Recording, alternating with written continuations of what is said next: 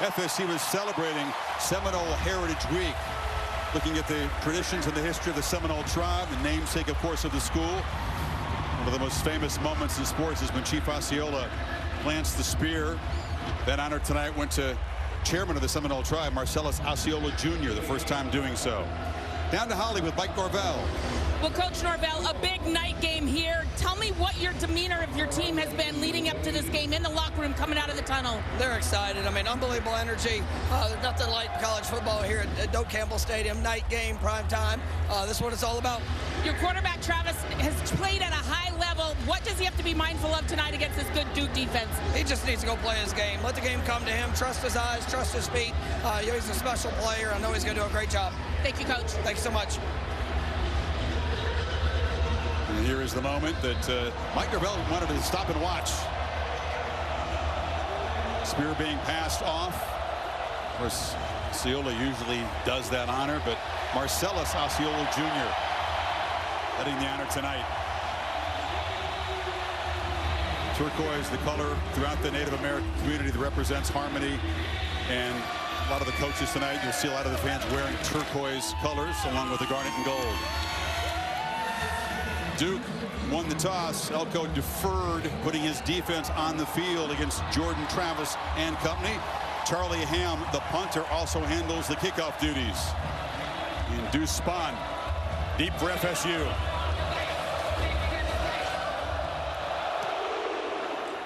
A low kick. And Seminoles will begin at the 25-yard line.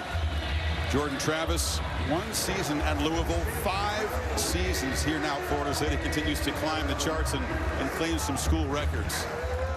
Well, if you're a fan of the two teams, you know this, and if you're just a fan that loves college football, this is the side of the ball that I think everybody's excited to watch. This is good against good. Florida State's offense in the ACC ranks #1 in most categories, and the Duke defense #1 in most categories.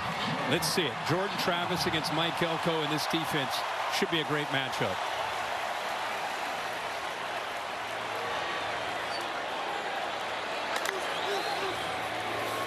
First play, Travis drops back, feels some pressure, and fires across the middle. Tried to find his top receiver, Keon Coleman.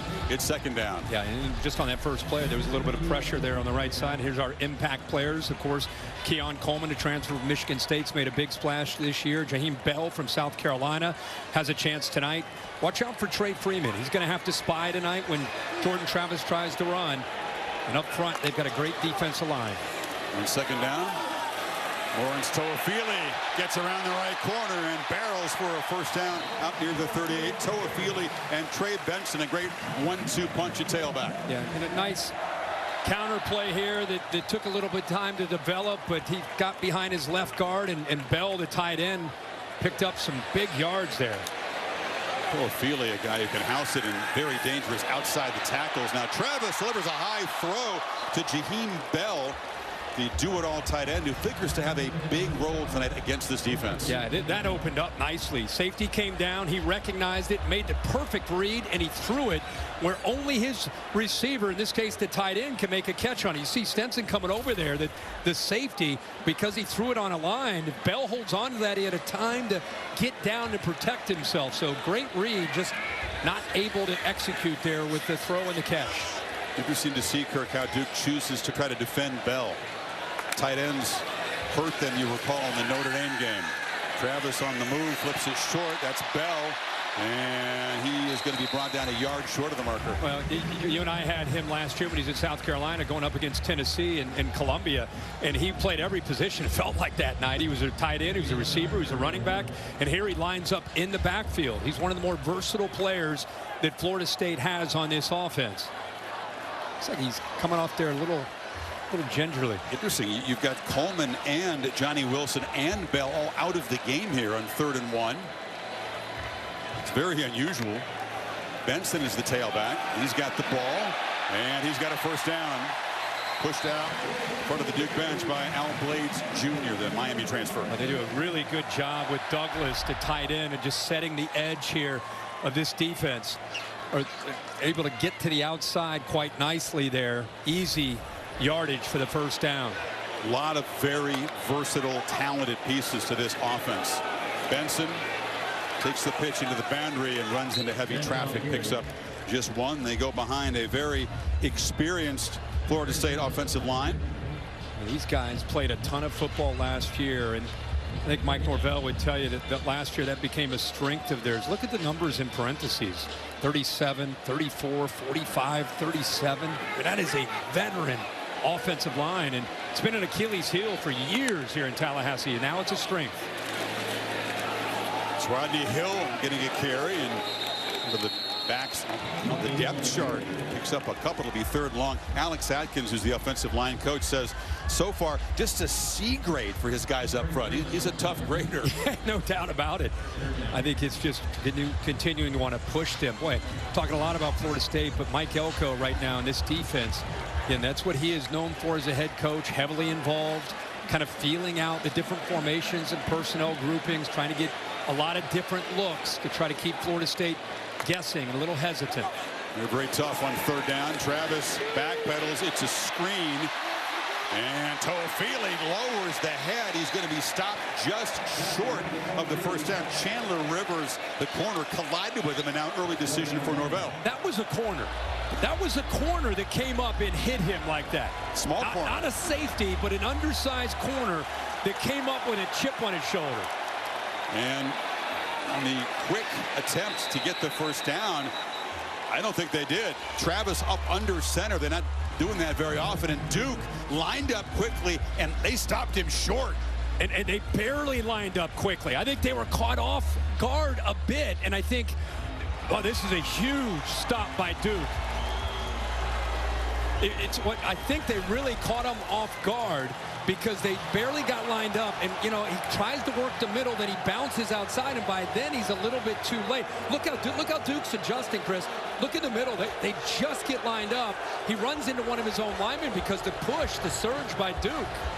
Anthony Nelson, a transfer from Harvard, good penetration there. What a job by this Duke front. Not easy to get lined up and organized, and I think the tempo may have hurt Florida State more than Duke. And I think, as you said, Nelson getting that push, that initial surge did not work out. And I think by the time Travis realized that there was nobody outside of the left tackle towards the tight end, it was a bit too late.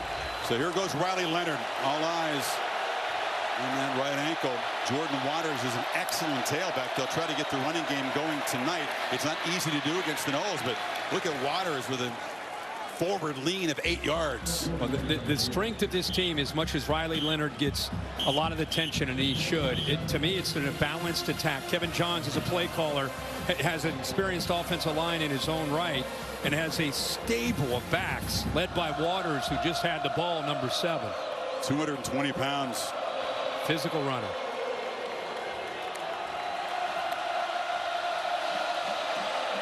Leonard has time to change the play, to do that false clap a lot, try to entice the defense. Jalen Calhoun, his top receiver, comes in motion. Handed off inside. Waters breaks a tackle and gets a first down. Impact players here when the Blue Devils have the football. You have to start, I think, in that backfield. We saw these first 2 plays with Jordan Waters, and you'll see other backs in there, but for now we start with 7. Calhoun is the deep threat on the outside, and the Florida State, you have Joshua Farmer up front. From the pocket, Leonard delivers a shot down the far sideline, trying to get Jeremiah Hasley, the tight end. Ventrell Cypress was in coverage. You know, if you're trying to defend Duke right now, you'd always normally have to worry about the threat of Leonard creating or quarterback run. And with that ankle, that part of the offense goes away. Not that you ignore it, but it's not nearly the threat it would normally be. You got to load up on that run game, and you got to load up on the quick pass game, because they want that ball out quickly with that ankle. We'll see if they do call runs. We'll see if Leonard feels like taking off and scrambling. It'll be a cue on how that ankle is feeling. There's a throw underneath, and Calhoun fighting for first down yardage. They'll move the sticks at the 43 of Florida State. Kalen DeLoach on the stop. Yeah, so they're tightening up their coverage, but in this case, they don't. And so what you have here is you got to make tackles right there. DeLoach, who's a very good player, but he allows Calhoun to fight through that arm tackle. And, you know, if the ball's going to get out quickly, yards after the catch become big. Three receivers bunched off to the left.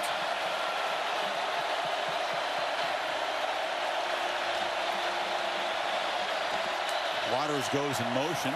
Leonard looks over the far side and just sails it over the running back's head.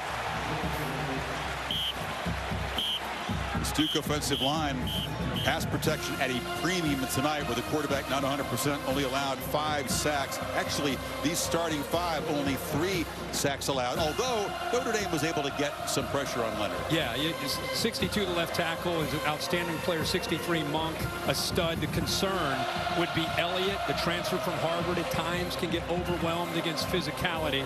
And they've got some big ones in there, 44, Farmer, and 55, Fisk. Jaquez Moore in the backfield now on 2nd and 10. He's got the football, tries to bounce it to the edge, gets around the corner. Cypress couldn't corral him. Down the sidelines, running toward the pylon. Touchdown, Duke! 42-yard strike. The defense comes up huge on 4th down. The offense draws first blood. Well, let's make sure he got in. What a great run. We said you'd see a few different backs. A good effort to try to bring him down. But how about him stretch to get to the end zone by Moore?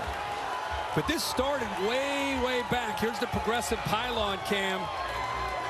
Right foot stays in. Left, right arm keeps him elevated. And it looks like he was able to get across to the end zone. Long way to go, Kirk, but you realize that Duke has not had a lead over Florida State at any point since 2001. Going back 12 games, it's the first time Duke has been on top on the scoreboard. And Mike Norvell knew it was a quality opponent. Another look at the end of the play.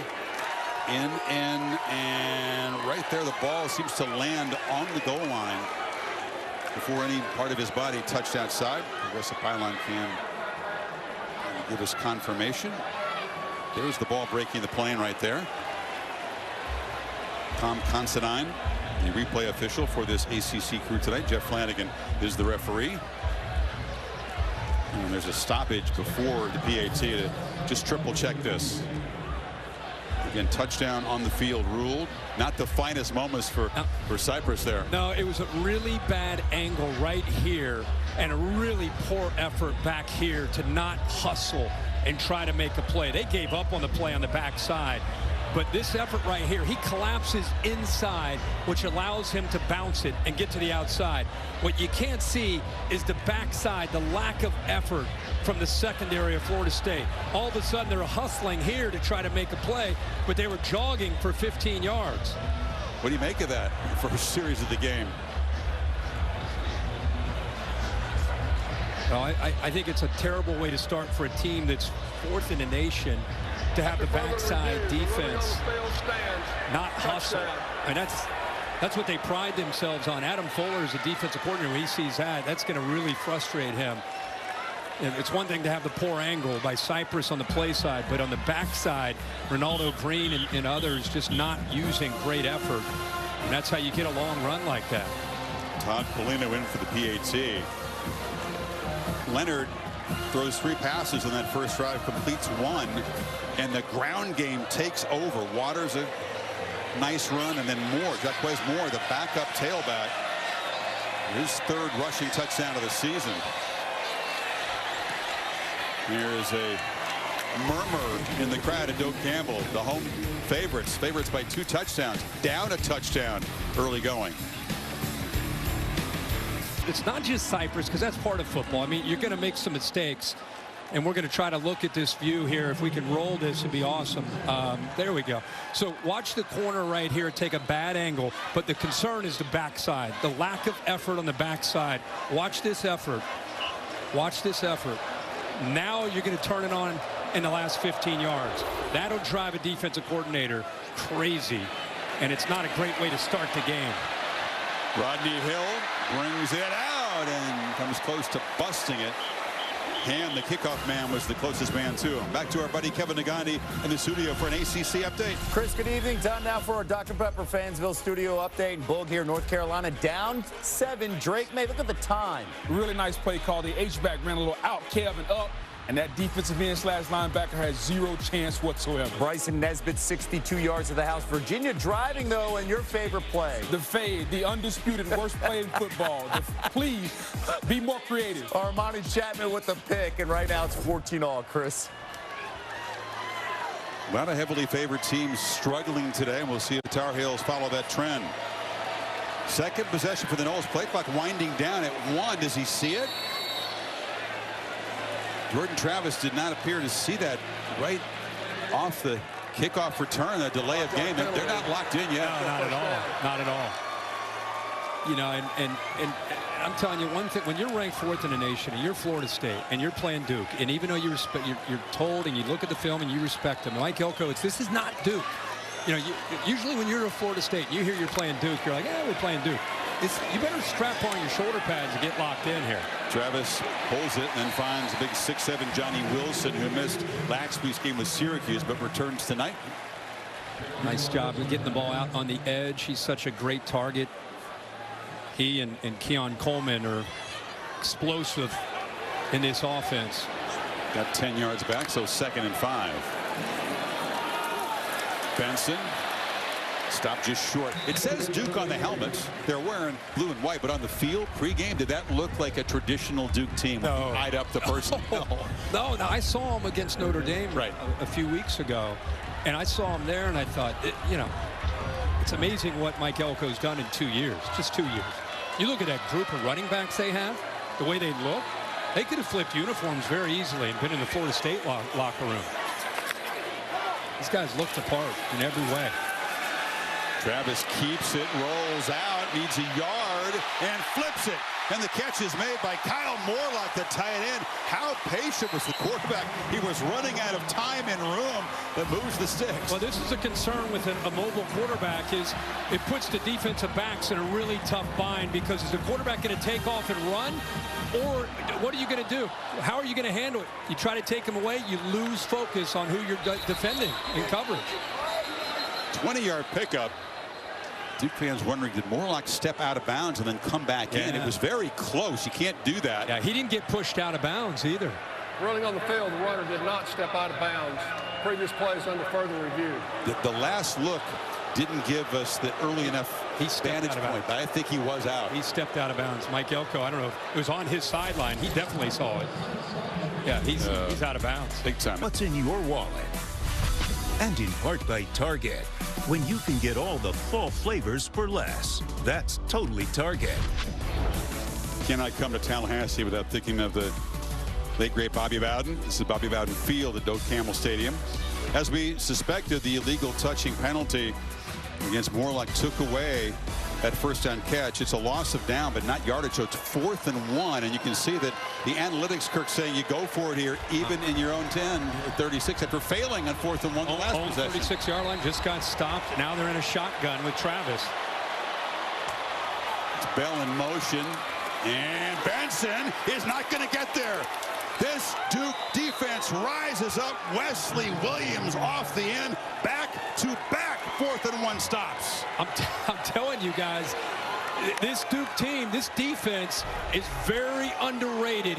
Look at them anticipating. Great job of shooting gaps, staying low, getting in there again. Second time in a row, 4th down and short. The defensive line is able to get a push, get into the backfield, and not give the running back a chance to pick up the first down. And look where they start this drive. But the analytics know that Duke's really, really good now on defense. Look how fired up he is. Kidding me? Defensive coordinator for Jimbo Fisher at Texas A&M before taking the Duke head job. Jaquez Moore, who just had the big touchdown burst, is to the right of Leonard.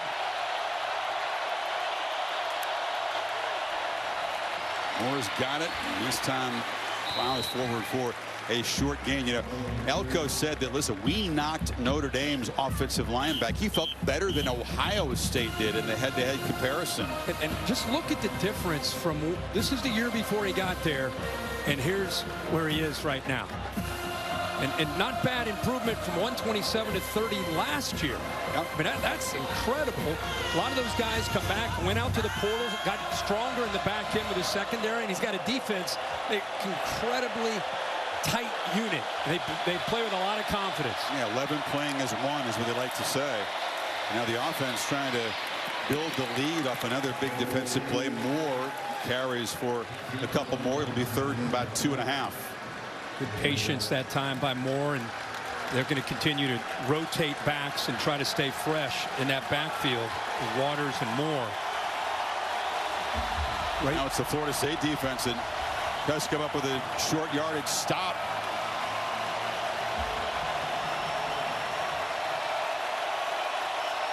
We're in field goal range for Polino, but he's been a little bit unreliable so far this season. Something to keep in mind. I think Elko's thinking 2 plays to get the 3 yards, though. Leonard backpedals, pressured, and delivers, and it's incomplete. Tried to get it to Samir Hagans. They heated up the pocket. He had to backpedal quickly on that tender ankle. And brought Brown and Bethune right here and brought the safety late. And I think he sensed that with that ankle. He's unsettled, falling back, still made an accurate enough throw that time to Hagans to pick up a catch and a 1st down. Polino has the leg to get it there from 45 yards. He kicked one of 52 last week, but he's 6 of 10. Been inconsistent. This to build the lead to 10. And rock solid there. Polino drives it right through. Duke's defense sets up the offense in great position. They come away with 3. 10 zip midway 1st. 4 degrees here in Tallahassee. Aerial coverage provided by Goodyear, celebrating the challenge of road games everywhere. Are you ready for the road? Goodyear, more driven. Next Saturday in primetime on ABC, Colorado and Coach Prime go on the road. They've had a bye week to recover from the Stanford OT loss. UCLA, by the way, plays later tonight against the Cardinal, trying to bounce back from the Rose Bowl in primetime a week from now. Hill from the goal line, and good coverage. Blue Devils flying down. They hit him about the 13. He falls down at the 15. Ollie. Playing quarterback in a place like Florida State has a lot of pressure, a lot of anxiety, and Jordan Travis was feeling that before the season started. And his mom said, you know, why don't you start writing in a diary, get those thoughts out. And he shared an excerpt with me. Be poised, be a leader, don't try to do too much. Continue being yourself and say, I love you to the people that have your back no matter what, and thank you for everything, God. He said this has really helped him this season get that anxiety, the fear out of his mind, get it on paper so he can be calm in moments like this. Try to be poised when he's got to get his team settled down here tonight. It's one of those times right now, isn't it, Holly? He seems well equipped for the job. From the pocket, delivers a short pass, and trying to make a catch is Marquiston Douglas. He used all sides of his body to collect that football. I thought that ball was going to drop. I thought initially, once the ball got away from him, I thought, okay, that's like you said, whatever it takes. Not only to catch that, secure it, but then to run with it and get a 1st down. They really have 3 quality tight ends here at Florida State. Good for a 1st down. Play fake on 1st down, and he finds big tall Johnny Wilson, and 4 Blue Devils wrestle him down, but another 1st down across the 35. Yeah, I'd love to see that. I've heard about his diary. That was a great excerpt there from Holly, giving us an example. And I think as you're listening to those words, you think that's him. That's who he's been to this team, and that's the reason. And they faced adversity in Death Valley, faced adversity in week 1 against LSU, and his calming presence is a big reason they were able to get out of both of those games with wins. And as you guys said, here's the next chapter and that next test right now, down 10. A great energy about him. He is, after all, 23 years old.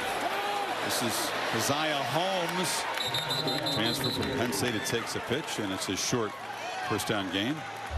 Mike Norvell, as you said, he talked up this team. He didn't talk about the series history against Duke. He said, look at the tape, and he trusted his guys to be ready. But down 10 zip, it's the largest deficit ever for the Noles against Duke. Again, a 21 zip head-to-head. Only 1 game in the history decided by single digits. Travis on 2nd down, a long throw for a fairly short gain. Collected over there by Bell. It'll be 3rd down. Yeah, right now Duke's doing a really good job of the threat of the shots downfield. Remember, we said that they've only allowed 1 pass all year. The ball is thrown 20 yards or longer. #1 in the nation And they are taking away that vertical threat to Johnny Wilson or Keon Coleman right now, forcing Jordan Travis to be more patient and have to check down. Empty backfield and 3rd and 3 slant.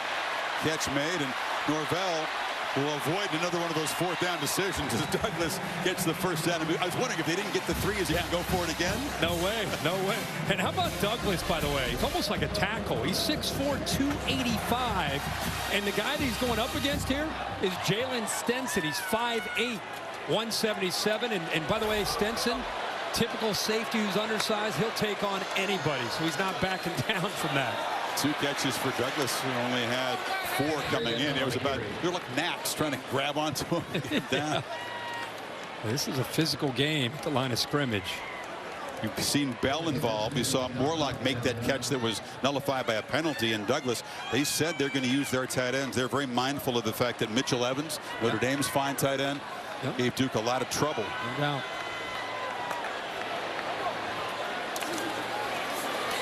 Jordan Travis lost the football. It's still rolling around. Very, very lucky to avoid the turnover as Maurice Smith, the center, fell on the football. That's a zone read miscommunication. You know, the quarterback reads one thing and the running back reads another. 40 comes down. He wants to pull it out. Little miscommunication. It's a really good job by the defense here of just trying to give him a different look. Create any kind of hesitation or doubt. So they dodge the turnover, but that messed up play creates a 3rd and 11. Duke rushes 4. Travis backpedals and delivers a low throw. Caught for a 1st down. Wilson going down low. Big man right on the turf. Picks up 12, and they move the stick. And he ran his route to about 14 and came back to about 13 and 12.5 or 13. Came back to the football, but because of the depth of the route, took it another yard or 2, came back to the ball and had the yardage he needed for the 1st. Good awareness there by the big receiver.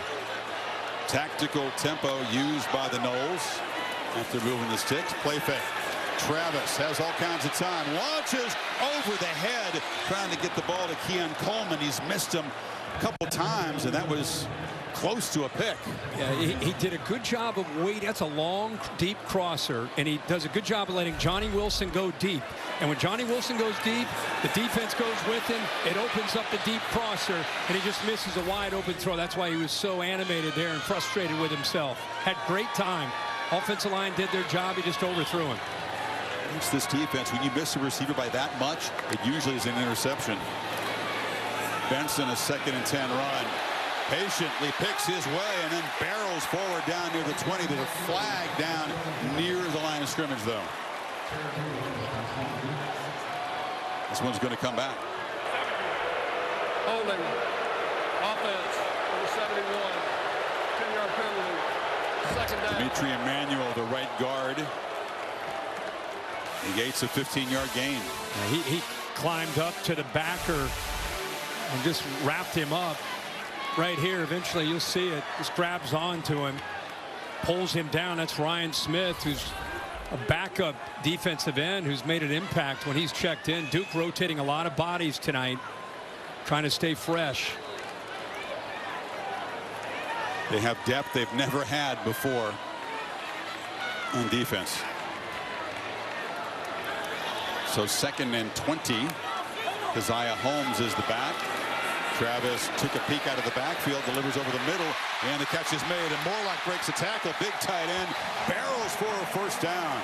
Those guys are going to be busy tonight, those tight ends. By the way, look at this pocket, and look how Jordan Travis, who's known to create, he sits there and waits. You know, he fell out of it, but he put enough on that ball where he kept his focus downfield, even though that pocket started to collapse a bit, really showing his growth as a quarterback can make plays from that pocket.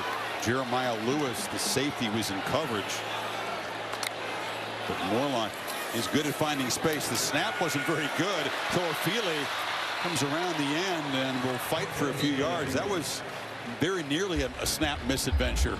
I got to go back to Holly's report again about the diary and what you're seeing as far as facing adversity. You're down 10. You fumble on the zone read. You miss a wide open wide receiver. There's a holding call. A lot of things are going against you, even though you're down 10, and yet he stays in that pocket. He's making throws. He's keeping his drive alive. Yeah, good, great point. 12th play of the drive coming up. Bell motions across. Travis delivers. Wide open. Bell in the middle. 1st and goal, Florida State. The tight ends continue to really hurt to 15 more yards. Well, they're starting to take advantage of this area right here. And watch the backers. They're concerned about things underneath. See how they clear out?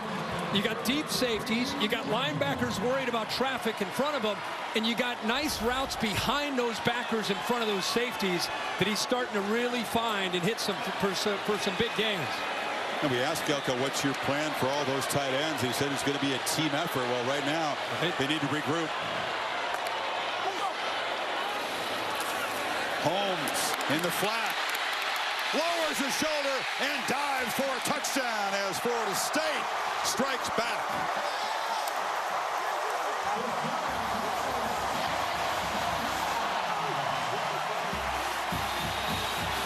What a drive, Kurt. All that adversity. Took them 13 plays, about 6.5 minutes, but they took it 85 yards. Yeah, and what I love about this is they finish this drive off, but the receivers, they get all the acclaim. They get all the recognition. Johnny Wilson and Keon Coleman. I love to see receivers block, and I love to see corners tackle. And this, we talked about being critical of Florida State's hustle on defense on that touchdown Duke had. Well, now let's celebrate some hustle and some effort right here. So when you get the ball out to your running back out here, watch the perimeter, especially the 2 on the outside. That's 14 and 4. These guys want to catch balls. They don't want to block. Look at that effort. They're burying defenders. You leave one guy there, and the back's got to beat him. If you're a great back in the ACC, you're going to win that battle. But really impressed with Johnny Wilson and Keon Coleman, and unselfish, going down and getting physical as blockers down in the red zone. For Holmes, it's the first career receiving touchdown. And I think Holly's report about Travis's diary, your point about what went on in that drive, all kind of coming together. A lot of quarterbacks would have gotten frustrated, even though it's early in this game with all that stuff going on. He continues his streak, 19 straight with at least a touchdown pass. That was an important score for the Holes early on. Yeah, absolutely. And Duke was doing everything right with the upset formula of getting some stops on 4th downs. Look at his facial expressions. They really never change. Whether he's up 10, he's down 10. He's just that guy. You know, there are guys that kind of have ice in their veins, and Jordan Travis is definitely one of those guys. Trey Moore to receive Ryan Fitzgerald kickoff, and it'll be a touchback. Hey, Formula One off to Austin, Texas. Is the U.S. Grand Prix at the Circuit of the Americas, 3 o'clock Eastern, 12 Pacific on ABC. ESPN app also has coverage, pre-race coverage at 1:30 Eastern time. Max Verstappen's just running away with things, but F1 going to Austin after it was in Miami, headed to Vegas later on. Can't believe we're still in the first quarter here. We've had a lot of action. Sure have. 2 4th and 1 stops for the Duke defense on the first 2 Seminole possessions. If you joined us late, Riley Leonard toughing it out, but it's been the ground game that has featured so far for the Blue Devils. Figures to be the final play of the first quarter. Waters hit immediately, able to battle forward. Patrick Payton got him in a bear hug. Short loss. And that will do it for the first quarter. Big underdog Duke, never beaten Florida State, never beaten a top 5 team on the road. They lead it 10-7 at the end of 1. Back after this message and a word from your local ABC station. 10 plays. Travis has more completions than Duke has total plays. The one big run by Jaquez Moore. Look at that. And you're up 10-7 because of the 4th down stops. Leonard, 1 completion so far. Flush has to run. Last thing he wants to do, and just fires it into the bench. Braden Fisk and Patrick Payton brought the heat. Now, this is the first time we've seen him flushed.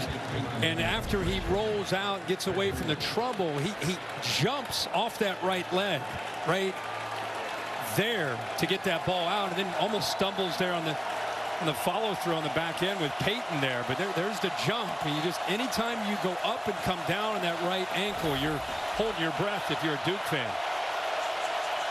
3rd and 10. Here comes the noise.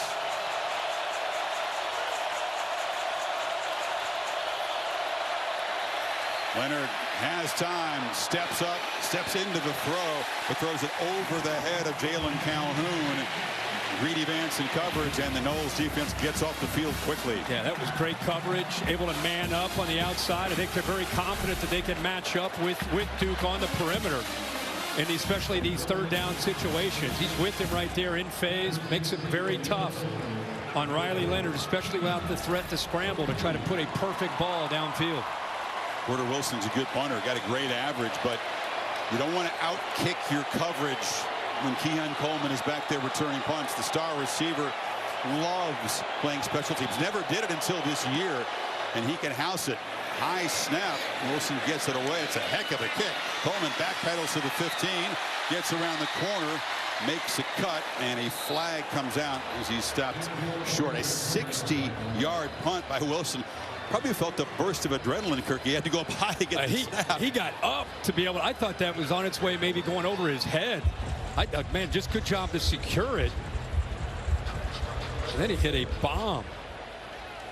Yep. During the return, illegal block in the back. Receiving team number 3. Penalty would be half a distance to the goal. Receiving team keeps the ball. 1st down. You talk about flipping the field. And the line of scrimmage is at 25. And after that push in the back, right there, right in front of him. Kevin Knowles guilty of the penalty, and the Noles will be backed up. 4 penalties so far for Florida State. This one on the return team backs the Noles up. Travis and company down 3 now. Begin from their 8-yard line.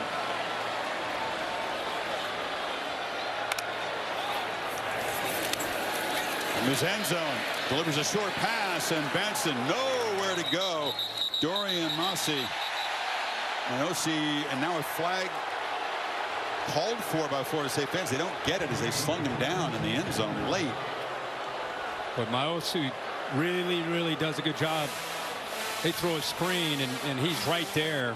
Nowhere to go. He got right behind the convoy of blockers. By the time they turned to get downfield, he'd already figured out and what to look for and got into the backfield. Right now, Jordan Travis having a hard time finding receivers to throw to. 12 completions. Only 3 of those to receivers, all 3 to Johnny Wilson. 8 of 9 on the last drive, using mainly the tight ends in the back. Benson fights for a couple yards. Going to be 3rd and long, and Duke, if they can get off the field here, should set Leonard up in great field position. You go back to that punt. I mean, that was a moonshot, right? And then the penalty, they went from their own 25-yard line to push them back inside their 10 to start this drive. Now you hope your defense, if you're Duke, can do this, get a 3 and out, and you're going to have great field position, like you said, Chris, right around midfield. 3rd downs have been in trouble for Florida State, as they are for most Duke opponents, allowing just 37% coming into this. From the end zone, Travis has time, patiently steps up, delivers in traffic on the carry. It's intercepted by Chandler Rivers, who takes it for a touchdown. Duke's defense strikes again. And that was a force which Travis said he cannot do against this group. Well, he's been getting spoiled with the tight ends, and he tried to go one more time to Sporlock right here. Watch this route and watch the defense do a good job of taking this away. So he's locked in, right? He's made so many good throws. Look at him. He looks like he's open, and that gets taken away. He's pump fakes. Now he's got to work to the outside, forces the ball, and there's the interception. Just the 2nd of the season for Travis. And that is what Duke kind of baits you into doing. Jalen Stinson, the safety, got there to knock the ball into the air. Chandler Rivers, excellent corner, sophomore out of Texas, gives Duke 10-point lead again. To the house from 13 out. We talked about this being a strength. Here's a 4th and 1 early in this game. Florida State, first time the ball stopped, denied. Again, Duke's defense, another 4th and 1. This is from Florida State's own 36. They stop him again. That leads to points. Now watch 12. These tight ends have been hurting him. Takes it away. Forces the ball to the outside. Tip ball in the air. Picked off by Rivers. So you add the 2 fourth down stops. A pick 6. And that's how you pull off an upset against a top 5 team on the road. They're doing everything they can on that side of the football, especially with an ailing quarterback and Riley Leonard. Spahn from the 1, whose coverage has been strong so far tonight, but he breaks free. Deuce Spahn in a foot race. They'll never catch him. And the Noles special teams strike back quickly. 99 yards.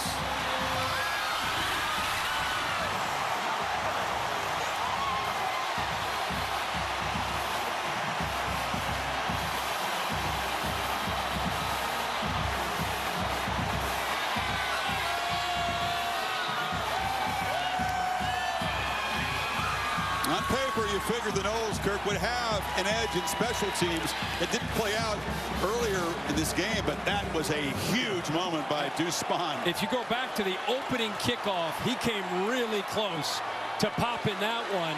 And what's crazy is a couple of his own blockers went down. I mean, he's got great speed. He's always a threat. But you're thinking, you know, you got to have some great blocks. When you watch this wall that's in front of him, this wedge, look at a couple of those guys. They hit each other, they go down, and then it's just he hit a crease and see you later. And big, long, striding 6'4" dude out of St. Petersburg. That's how special teams work, you know. And sometimes a guy falls down and a guy gets out of his lane, and you find a crease, and Jordan Travis says, "We'll take that." And where the recipe's been working perfectly until that. Elko just show and discuss. His defense is playing tremendous.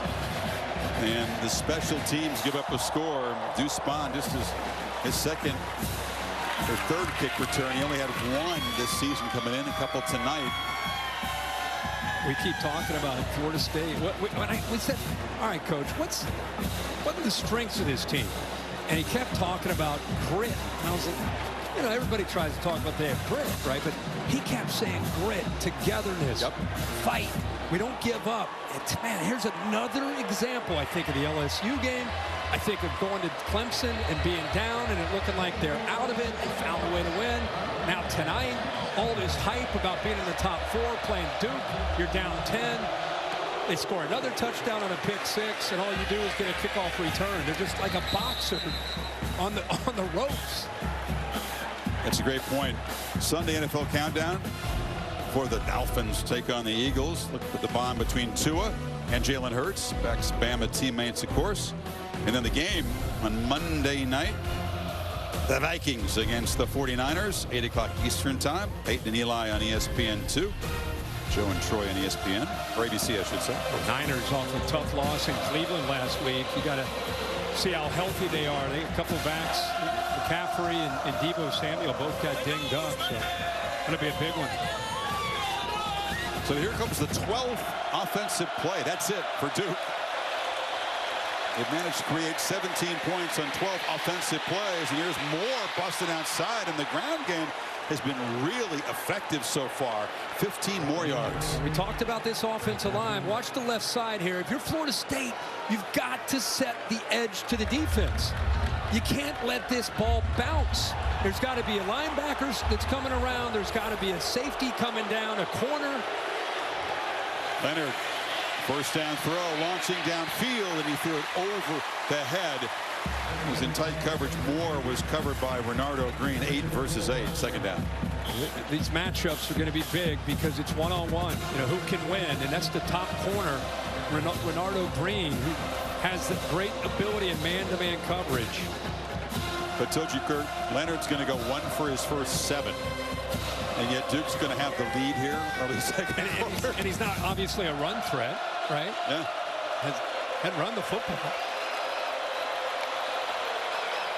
Now he's seeing this. Safety cheating down. They may get out of it. Here comes that blitz. Play clock at 2. And he jumped. False start. Left side, left tackle. First penalty of the night. That's the hard part of the operation on the road in an environment like this.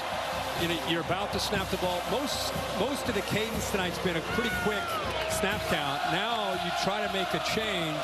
Offensive linemen, they're already kind of on the balls of their feet, ready to go and fire out. And then you make an audible, and those linemen are just anxious, right? Here comes the noise as loud as it's been tonight. 2nd and 15. 4-man rush. Leonard steps up and delivers across the middle, and the catch is made by Moore, and Jordan Moore has a first down in FSU territory. How about that? One of his own linemen gets in his way. Watch him change his arm angle. Watch him go around. That's incredible. He went around his own lineman with a sidearm strike. It's part of his skill set, right? Picked up 18 yards. He can use all the various arm angles that are popular among modern quarterbacks. Oh, yeah. Yeah, but to throw it and then to throw your receiver open. Watch this. Right there, sidearm. Oh, I mean, maybe 2 or 3 inches from Bethune, the linebacker. Beautiful throw. So just the 2 completions he's found, his top 2 targets. Moore and Jalen Calhoun with 1 catch each so far. That was big with the crowd roaring off the penalty. Suddenly at midfield. This is Waters. Ooh, boom. Stood up by Tatum Bethune right near the line of scrimmage. Short gain. Well, he just accelerated as he came into contact there. That's what you love to see from an inside linebacker. And he says, not on my watch. That's a big collision. He's known as kind of that A-B back middle linebacker, a true old school guy because of hits like that. It's his 2nd year at Florida State, played at UCF before he transferred over. And him against Jordan Waters. Oh, that's what you pay to see hits like that. They were glad to have him back fully healthy. Missed a game a couple weeks ago. 3rd and 11. Under pressure, a flag is out, and the catch is made. And it's a first down if it stands to Calhoun, but that was right in the holding zone, Kirk. 62, left tackle, Barton on the hold.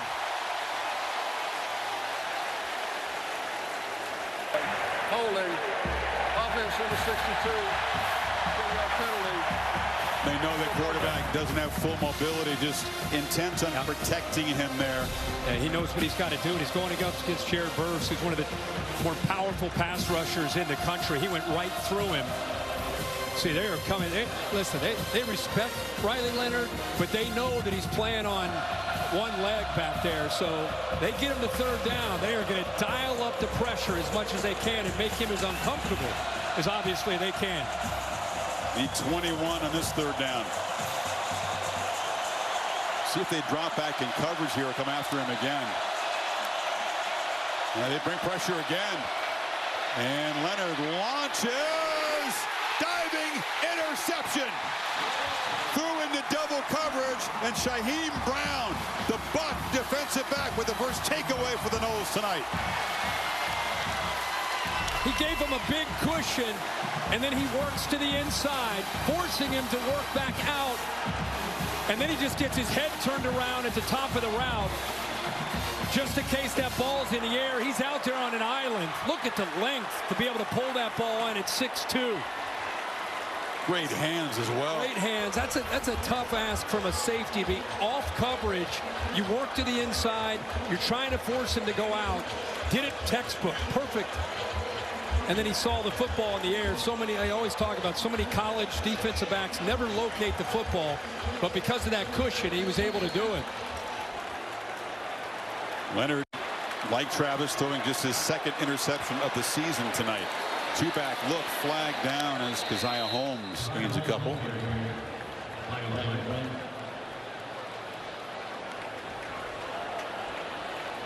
Just when it seemed that Duke was stringing some plays together, that's a clutch takeaway by Brown. Offense, more than 4 players in the backfield. It's a 5-yard penalty. Still first down. Yeah, they had the 2 backs and then 2 receivers and the quarterback all in the backfield, so they'll go back 5 yards. Yeah, you're right. I mean, with your quarterback playing the way he is with that injured right ankle, your margin of error is pretty slight. You're not getting a ton of production from the offense. Let's face it, it's been the defense. It's put him in a position to be up 3 here. Toafili slot left. Rodney Hill is the back. Bell motions across. And 1st and 15. A quick throw. Sidelines. Wilson just goes up. Says, I'll take that football. So many contested catches for the big man. He got in front of Blades there. It's about a yard short of the marker. Pick up 14. Yeah, threw it in the hole behind the corner, who actually, he really rerouted him, got hands on him, made it tough to be able to get around him, but he has got to throw. There it is on a line. You're not worried so much about Blades. You're worried about the safety, Terry Moore, coming over. And 2nd and 2. Long throw. Finally, Keon Coleman gets a touch. And the All-American type receiver takes it down inside the Duke 20. Has him in a condensed formation, and Al Blades just doesn't stay with him on the backside. Man-to-man, he's got to go all the way across. See 7 back there? Look how far he has to go to stay up with him. So they cleared it out again on the play side and opened it up for 4. The pick out 30 yards, and now Hill running downhill.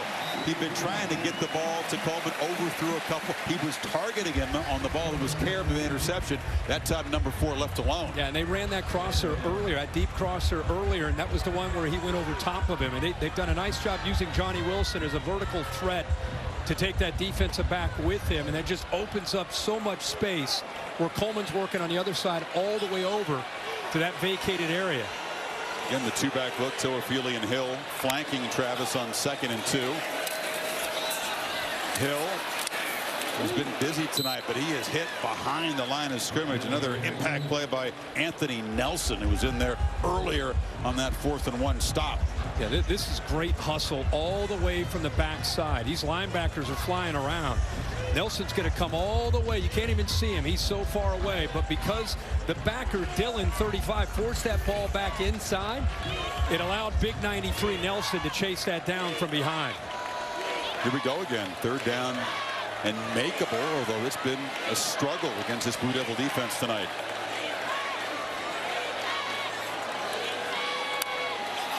Three receivers bunch left. He's looking to the right. Instead, throws it up, and Wilson broken up.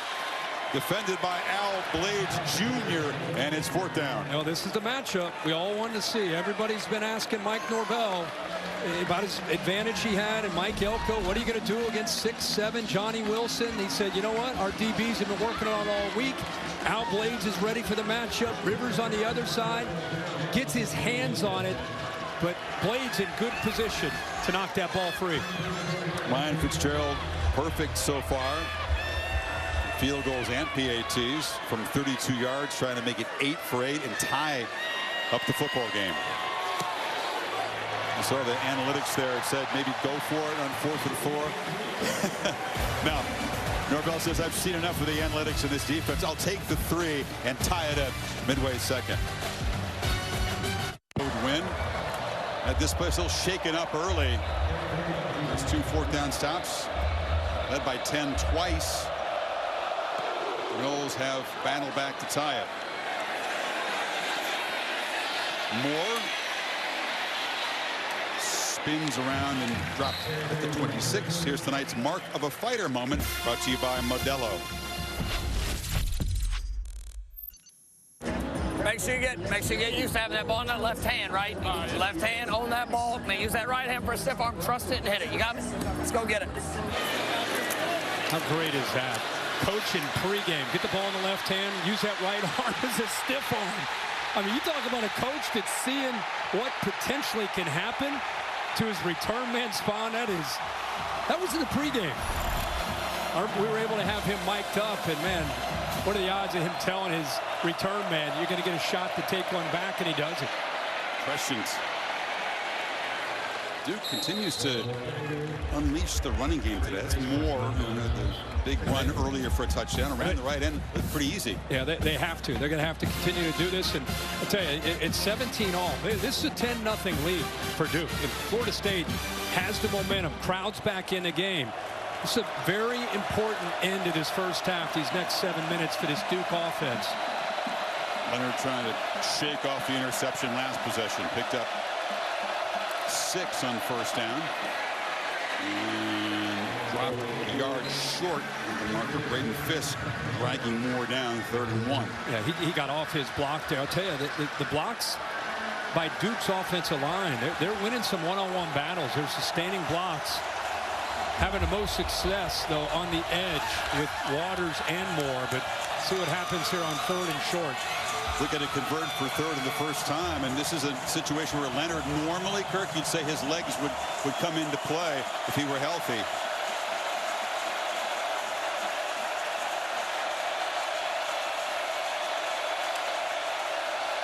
Instead, they hand it off, and plowing ahead is Moore for the first down to 40. Really good blocks by McIntyre and Barton on that left side. They worked a double team and then allowed the tight end Hazley to be able to get to the linebacker. Pulling around that right side, there's Justin Pickett to help out. Short yardage with this defensive line. Guys that are slippery with Farmer and Fisk. Tough to do, but they're able to handle it that time. Keep this drive alive. The Devils still averaging more than 7 yards per rush so far tonight. Leonard on first down steps up and then chips it down at Waters out of the backfield. And he'll pick up another nice first down gain of 7, almost 8. Hey, man, anytime you can get the ball into Seven's hands, whether it's handed off or checking it down, do it. He is a handful, and he can do so many different things. That's why he gets the majority of the snaps. Pass protects, he catches the ball, you saw that. Can run it, physical guy. Yards per carry, top 6 in the FBS, his 9 touchdowns, lead the ACC. That's where you tip the cap to the O-line, too, when you got a back doing that.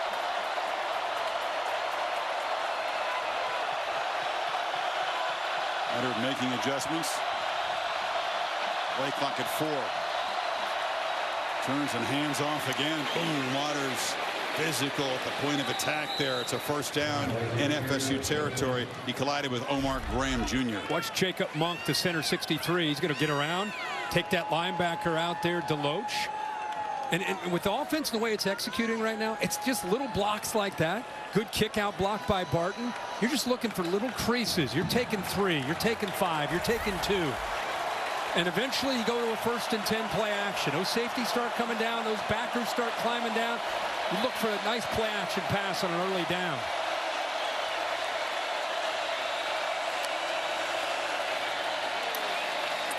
This is Waters. Breaks a tackle. Jordan Waters, as a flag comes out, is tackled after a 10-yard gain by Verse, but that's back in the holding zone. It's in the tackling zone. 71 in the offense. You're going to love this one, Chris. I mean, I'm all about trying to get away with one, but McIntyre here, he's pulling around from the left side. I'm not even going to call Billy. I'm not going to call this a hold. That's a tackle. That's a tackle, right? Right on the money. That's a tackle. I like your call, too. That's a tackling zone. You know, Kevin Johns is calling the plays for Duke. He worked with Norvell at Memphis. He also worked with Adam Fuller, his opposing coordinator, tonight there. And he's having to navigate around a quarterback that is not at full strength. He can't really use him as a runner. Nice job so far mixing things up. He's doing such a good job. I mean, that's such a weapon to sprinkle in, the way Stanford used to do it with Andrew Luck. Just once in a while, remind them that he's a threat as a runner, and that's eliminated. Challenge here in 1st and 20. 4-man rush doesn't get near him. It's incomplete. Arriving to knock the ball free from Haggins was Cypress. You know, let's go back to Kevin Johns, because big thing that he emphasized with this injury, and if Leonard was going to play or if he had to play the backup, was critical we stay on schedule. And we talked about the importance of these last 7 minutes. In these first 2 first downs, it was 2nd and 6 and 3rd and 2. That's where they want to live, and they were doing great. And then the holding call puts them way behind schedule. See Kevin Johns calling plays from the sideline. That's not that common. He's standing behind 2 dudes in those colored vests who are signaling in the plays. Leonard has to scramble, and on that ankle just grits his teeth. Look at this run. Riley Leonard, we just said he really wasn't a threat to run. He got out there for 14. Well, I think what he sees, this is where his experience comes into play, and he just can't help his instincts. You get blitzes right here, He sees it. If I can get outside of that, it's picked up nicely by the back. I can get outside of that. They're man coverage. I got room to run. That's the part that surprised me. Cutting back behind Verse, going back into the inside. I thought he might just tiptoe out of bounds. That's that competitive spirit you can't take away from a guy with a hurt ankle. Absolutely. He told the coaches he wanted to go. Trust me, I can do it. Holding up so far. 3rd and 6. Moore bursts through a big hole. Cuts back and wrestled down finally by Green, but Jaquez Moore loose again for 23. Again, look at the offensive line being able to pick up their blocks. Great job of opening this thing up. You talk about a hat on a hat, so we can talk about these backs, and they're gifted. Moore and Waters, the combination of the two. But we got to continue to talk about the offensive line winning the battle at the line of scrimmage. Remember, they were behind the sticks after that holding call, able to convert, keep this drive alive. Yeah, 1st and 20, no problem. This Waters back in the game. He's got the football, and that time a short 1st down gain of about 3.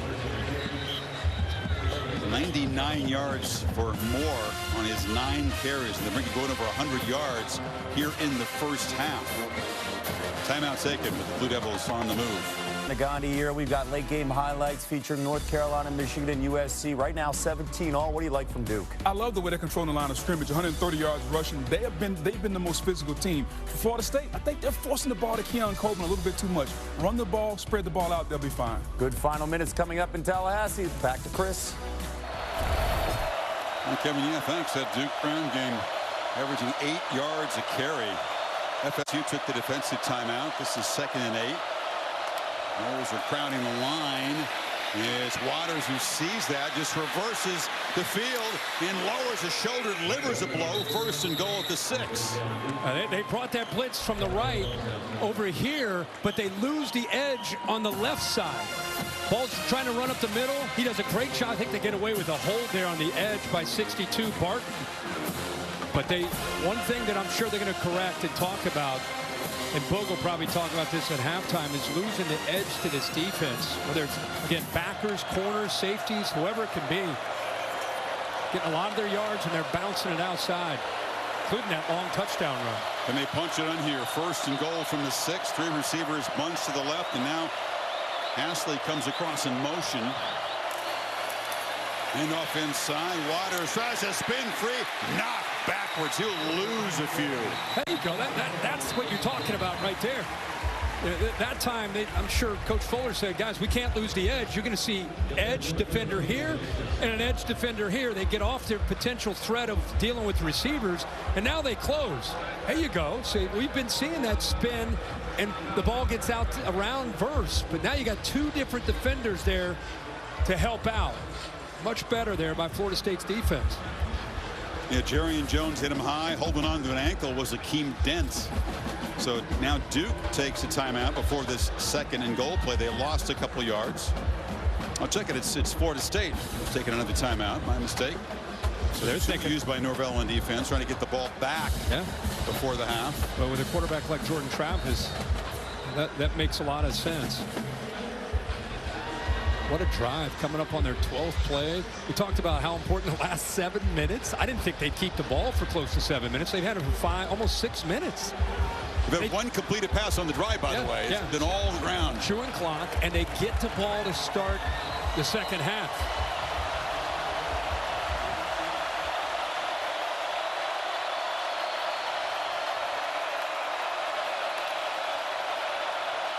They gave it a little hard count, tried to get a tip on what they're doing. Florida State showed a little bit of pressure, and there they're coming. Play fake. Leonard hit as he throws. Ball up in the air. Jump ball incomplete. Tried to get it to Jordan Moore. There is a flag down. Joshua Farmer. Heavy pressure. And Leonard, it's not his leg. It's kind of his midsection he was holding on to after that shot. Yeah, they're going to get another Duke hold here. The right tackle, Hornibrook, 73. That's who it looked like to me. Joshua Farmer. Offense number 73. The 10-yard penalty. 2nd down. Is a 311-pound pass rush dude. He brings a whole package against an offensive lineman. Speed, power, Yeah, and he had the right call. He anticipated, saw the blitz, was able to get out right there. He wanted to throw it, but Florida State took that away, and that is what allowed Farmer and the rest of the Florida State defense to get there. So he made the right check, but Florida State took away that quick throw with tight coverage on the outside. So now it's 2nd and goal, back at the 19. Blue Devils going backwards. Moore runs right into traffic, and the Noles defense that's sort of seen enough of this Duke ground game. Deloach with the stop. Timeout is taken again by Florida State. They'll spend another one here, and it'll be 3rd and goal. Well, in the 17. I think if you're Mike Elko, and the way this first half has gone, it's a tight booth. All right, Blackie, come on. Here we go. We did a change in the line of scrimmage here. You missed a little comedy. We're kicking Blackie out of here. But no, if you're Mike Elko and you're Duke and you put together a drive like this, you're obviously thinking about, let's be smart. Let's run the football. I think Florida State's out of timeouts. Yep. Let's run the football. Let's work that clock down. Let's not be crazy. You take 3 points and get the ball to start the second half. So you don't want to give Jordan Travis too much time and a chance to get points themselves. So. No doubt, but they had a 1st and goal. Well, I know. But I'm just saying, once they start going I get it. At this point. Oh, no, I'm not questioning the strategy. I just think that the Noles defense came up with a couple of big stops. So they did. And now we'll see if Leonard takes a shot at the end zone, if they're content to try the field goal and take the lead.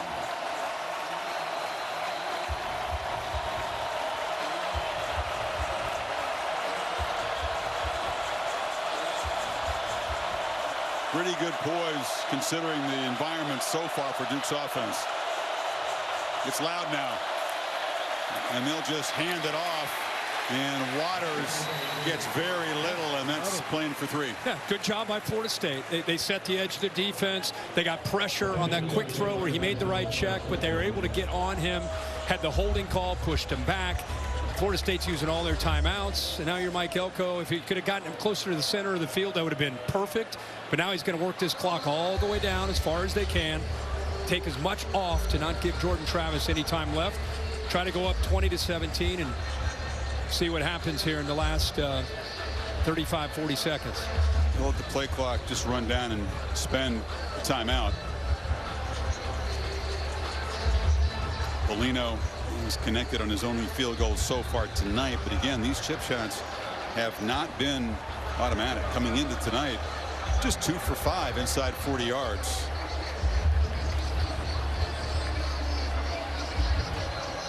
Duke did chew up 6.5 minutes on that 58-yard drive. Kind of steadying themselves after the Noles made that big push to get to 17 apiece. Yep. This from 33 to reclaim the lead.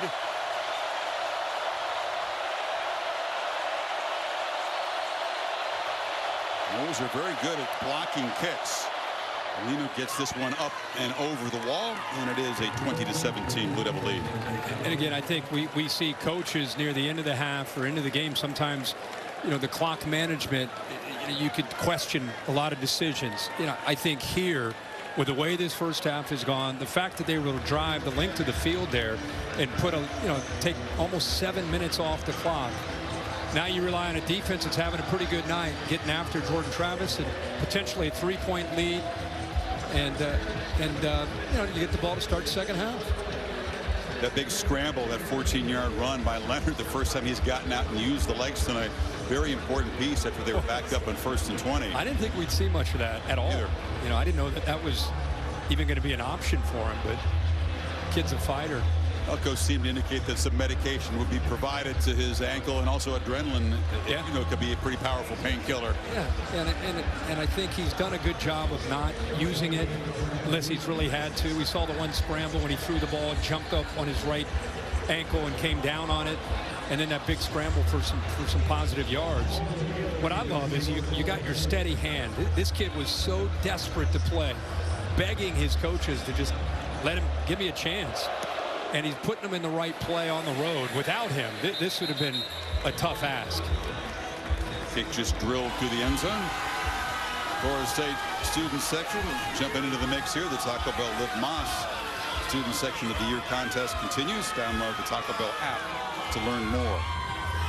So they have no timeouts. They spent them on defense to preserve the clock. 36 seconds to work with for Travis. Do they take a shot downfield? One of those star receivers in the contested. I don't know if I take a shot downfield, but those deep crossers, you know, you got to get out of bounds. You got to get first downs to stop the clock.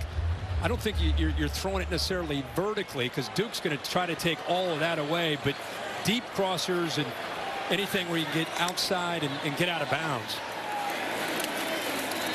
Travis under pressure, checks it down. Toafili, a long way to go to get to the sidelines. He has to with no timeouts, and he's run out with 27 seconds to go. It's a first down. That's positive. And by the way, they only rushed 3, and they got in there and got pressure on him on the backside with R.J. Obin. But a good job of seeing it, feeling it, and then just checking. And how about the effort by Toafili just to try to get some positive yards, like you said, get out of bounds. It didn't quite get the first. It's 2nd and 1. 3-man rush, 8 dropped in coverage. They throw a short pass again. Toafili intercepts and out at the 37. Maybe Duke should just rush 3 all night. I mean, that's the fastest pass rush we've seen. Back-to-back plays. Was R.J. Obin, that time Wesley Williams getting in a hurry. So you got 8 guys back there in coverage, 3 deep, 5 underneath. We'll need to take the ball downfield to give Fitzgerald a chance. Travis is using a lot of time and just flicks the ball sidearm down to 15 seconds. Yeah, it's hard to find anybody downfield. If you've noticed, every throw that he's attempted has been Toafili underneath, just flipping the ball to him, because those routes intermediate and deep, just too many white jerseys. Well outside the tackle box, so no grounding there. If they do complete a ball in the middle of the field, they'd have to hurry up to spike it to try to create another play.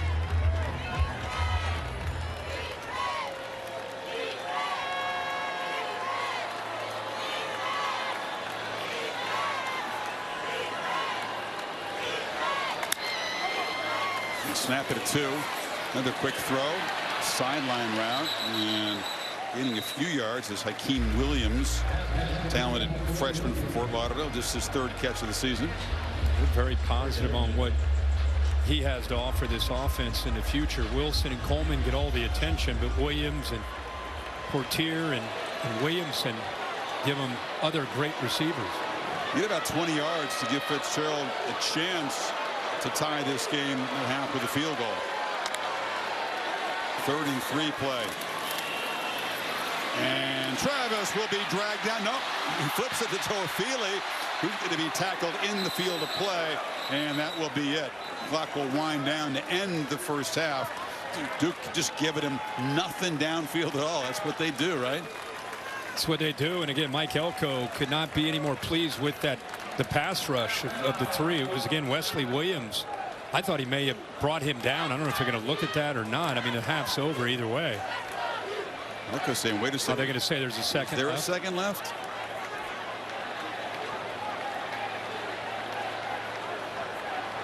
They don't show time on the clock. Yeah, the stadium untimed down here, I guess. Yeah. Williams gets a sack there. Okay, so that backs the ball up. And by the way, I mean, he's inbounds. That's the end of the half. Yep, that was a sack, so they wouldn't get another play. It was confusing. Yep. Duke had 3 DBs lined up in the end zone, just in case he was going to throw it down there. The play is under review right now. They're buzzed for a review. Okay, this will be a quick one, I bet, Bill. Check out the clock, and you see Travis going down here, and again, they flip it out there. The knee was down with 5 seconds. 5 seconds, not at the first down marker. So it's, Bill, I assume that's just the end of the half. Well, what will happen is they'll determine he's down. You have a reversal on it. It's inbounds. It's a 10-second runoff. That's it. It's halftime. Yeah. Let's go get a hot dog. I mean, that's a good explanation. And any way you look at it, that's halftime. After further review, the quarterback knee was down, but he was short of the line of the game. That qualifies for a 10-second runoff. Therefore, the half is over. Wait, Billy. So Duke twice was up 10, reclaims the lead late in the first half. We'll get the football to begin the third quarter. And let's hear from Mike Elko with Holly. Well, Coach Elko, how has the return of your quarterback, Riley Leonard, impacted this team in the first half? Yeah, it's good. He's our leader. Obviously, we're relying pretty heavy on the run game. We got to get the passing game going a little bit. I think he looks good. He looks healthy. He's moving around the way we want him to. Got to come out and have a big second half. Over and over, you talk about the grit that your team has. How have they shown that defensively to disrupt this Florida State offense? Yeah, I think we'll keep battling. You know, obviously, they're extremely explosive. They're very talented. I think we're fighting them all the way. It's going to be a huge 30 minutes. It's what we wanted. It's right where we want to be. Thanks, Coach. Thanks. So the Seminoles' 12-game winning streak and perfect record this season on the line here in the second half. 20-17. Blue Devils on the road lead it. The Capital One halftime report.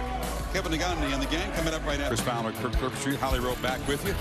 Duke leads by 3. They get the football first, trying to shake up the ACC race. Remember, they're 2-0 in the league. They would be in control of things if the score holds up. Yeah, crazy things happening right now in the ACC with Virginia and North Carolina in a big battle. But what a heck of a first half. I mean, really, if you would have told us that this game, not knowing if Riley Leonard's going to play, would start off like this, you'd say, wow, it's a shocker. Moore, the kick return, fights hard and battles out across the 30. Riley Leonard playing on a sore ankle, just 3 for 11, but this O-line's been opening up big holes. Yeah, they've been running the football, and the offensive line deserves a lot of credit. We've seen Jaquez Moore get out in space. See here, look at the blocks up front, tight ends involved. In that case, it was Hazley. We've seen Jordan Waters get his chances, but Moore has hit some big plays because he's been able to run downhill into that second and third level of this defense. And they've run inside. They bounced it out to the outside as well. See the outside yard success, averaging 10 yards a carry. Jaquez Moore, exactly that, 100 yards on his 10 carries. Jordan Waters, the leading back in this team, has been contained so far by the Noles. Some kind of adjustments Adam Fuller makes. I don't know how many times we talked about losing the edge. Sure, it was a big part of the focus of the defense.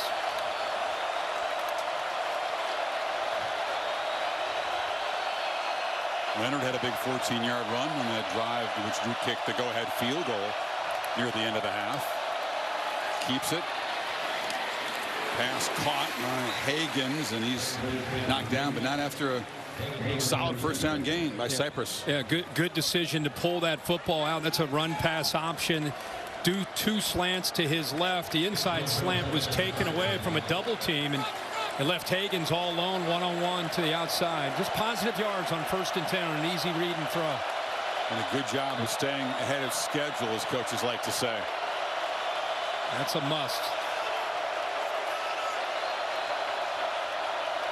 Calhoun motions across to the left, and that time nothing doing. Waters stacked up after gaining a yard. It'll be 3rd and 2. I really like the look of Braden Fisk, the transfer from Western Michigan. I remember the opening night that we had, watching him against LSU. I was kind of blown away. Now, he's all conference when he played in the MAC, but man, he was slippery, able to get off blocks, as you saw right there. Need about 2.5 to keep this first drive of the second half going. They are just 2 for 6 on 3rd. Moore in the game. The left of Leonard. Riley back to throw. Steps up. Tries to create on the move. And just has to throw it downfield. It's incomplete. He hits the deck. Maybe in a healthy ankle, he can get away from Renardo Green, but not that time. Watch this receiver right here. Creates a pick for Moore coming out of the backfield. He's just going to set a screen right there in man coverage. It's open. But because of the pressure, he's unable to throw that rail route down the right sideline. But the execution, Higgins setting that screen, worked out perfectly. Look at this, Kirk. 4th down and 2. Duke offense on the field. Play clock.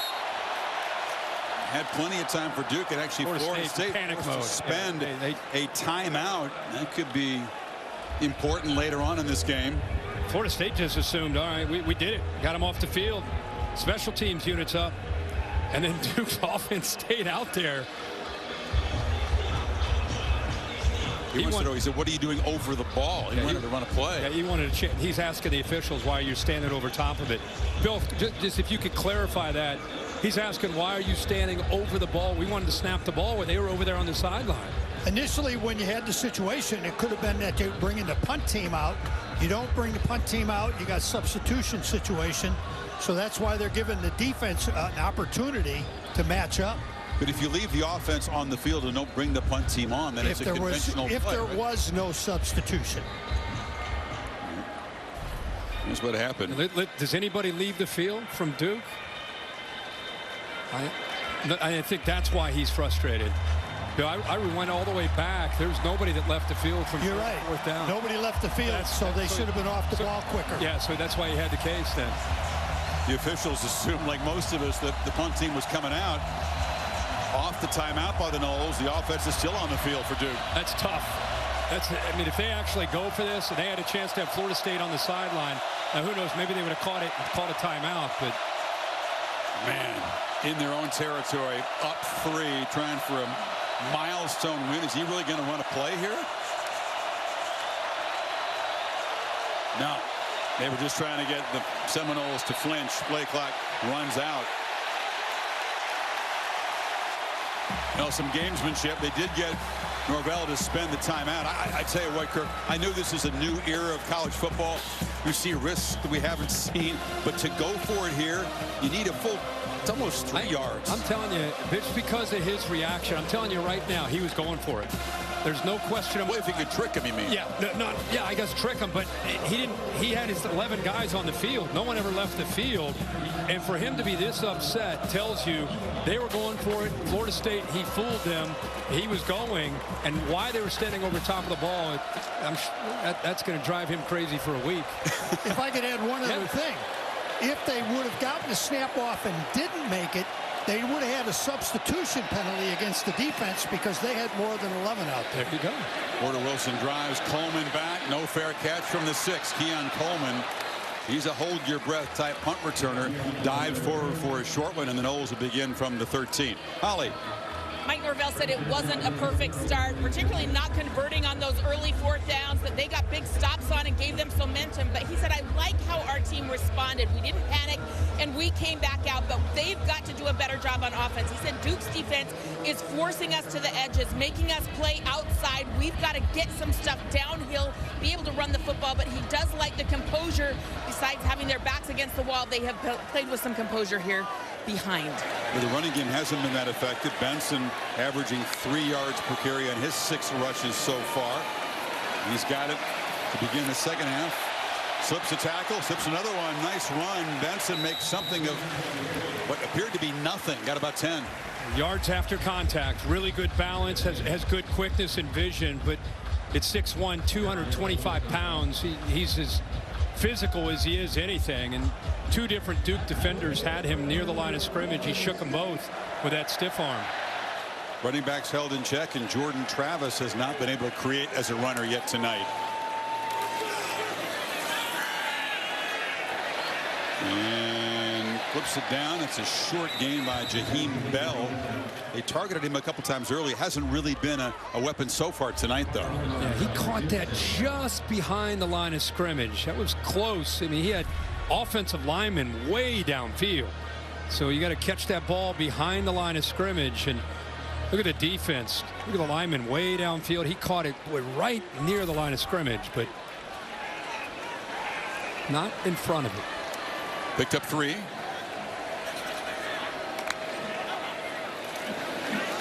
Benson again to the right. And strung out. He'll fight to get back near the line of scrimmage. Mausi got him. And it's going to be 3rd down and about 8. Mausi just textbook on that. Able to get downhill, get off the block, shed, and then make a nice tackle. Here's one of those situational plays that Mike was talking about with Holly. 3rd and 8. 3 of 8 in the first half on 3rd down.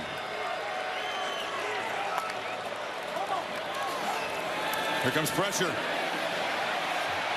Travis escapes and tries to create, launches downfield, but it's over the head of Keon Coleman, way over the head Joshua Pickett in coverage. That's the first time they brought the blitz tonight against Travis Kirk. Yeah, and it did a good job of disguising it. They had guys walked up. They brought safeties late, ended up dropping a bunch from the line of scrimmage.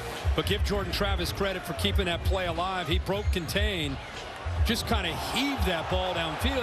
You know, the crowd's, of course, upset, but that ball was thrown 10, maybe 15 yards over the head of Keon Coleman. There's the jersey grab right there that the crowd is alluding to. First punt tonight for Alex Mastromano, the Aussie. Jalen Calhoun took a punt back to the house last week, but it was called back by a holding penalty. He's a dangerous returner, stands at his 30. Got to hurry here, and they did not get the snap off, so this will be moved back 5 yards. Yeah, a lot going on there. Motion, moving the guys around. One of those procedural penalties that will drive a coach crazy. 7th penalty tonight on Norvell's team. Just was all that movement pre-snap, the up backs, no one had any awareness at all with the play clock.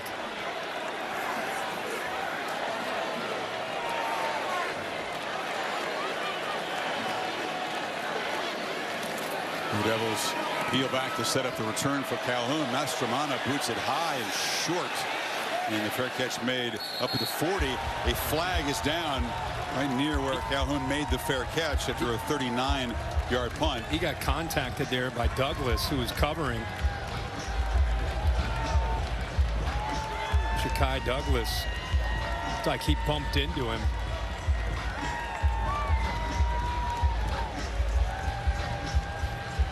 If that's the case, it'll be a second penalty in this one punt by Florida State, and Duke will have excellent field position. Here's Jeff Flanagan. Foul for kick catch interference. The defender was blocked into the receiver. First down. So Duke back to work from the 39. Well, Mike Elko, 9 wins year 1 at Duke. 5 so far this year. Is the best start by a coach in Duke history. Our Aflac trivia question: who's second on the list? We're going to go Wallace Wade way back. We're going to go Steve Spurrier. You got to go Steve Spurrier. I'm going to go Steve Spurrier. Duke takes over, up 3. Second possession of the second half from the 39. Leonard straight back, no pressure, crossing route, catch made by Jordan Moore after about 7. Holly?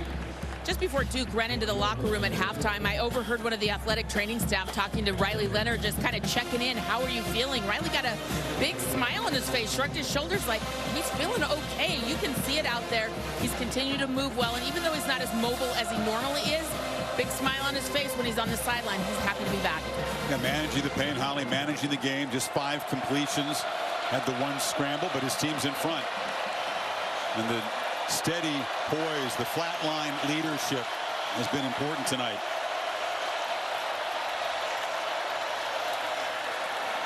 Second down, Moore bursts into Knowles territory. First down. Left side of that offensive line. They've had a big night. McIntyre and Barton together. Collapse down. Kick out by the right guard. Pickett. We've seen this play run over and over and over. That power play. It's a gap scheme. By the way, North Carolina just threw a pick. They're going to go down to Virginia. Wow, Tony Elliott will get his first ACC win, and one of the 2 ACC unbeatens has gone down. That just leaves Florida State trying to come from behind and stay perfect. Hagans makes the catch, slips a tackle at the line of scrimmage. Man, they are just doing so well on first down tonight. Yeah, and what's different is in his second half, they're throwing the football a little bit more on 1st and 10. You know, when we saw that, what they had the success was just controlling the line of scrimmage and running. I'm sure they'll go back to that, but just trying to stay 1 step ahead of Florida State and Adam Fuller, the defensive coordinator. Kevin Johns has gone to a little bit more pass. Just anything to get positive yards and stretch that defense out side to side. Nice to call plays on 2nd and 4. A lot of options. Don't keep it on the ground. And knocked down just short of the marker is Moore. Yeah, in this day and age of the big play and the spread and the up tempo and 80, 90, 100 snaps, It just goes to show you there's still offenses out there that can play complementary football. And that's who Duke is when you think of offense. They got some great skill players, great quarterback, great big physical offensive line, but they're playing smart. They're playing intelligent football. And right now that's been effective enough in the way they're calling this play. They're calling it based on how their defense is performing as well. Jalen Coleman, grad student running back to the right of Leonard on this 3rd and 1. He gets the football. He's known as a speed back, but at 200 pounds, enough power to easily get the first down. Florida State thinking, let's try to hit a gap, and instead of coming here, he shoots around. Good recognition by Coleman to see that and get back underneath that.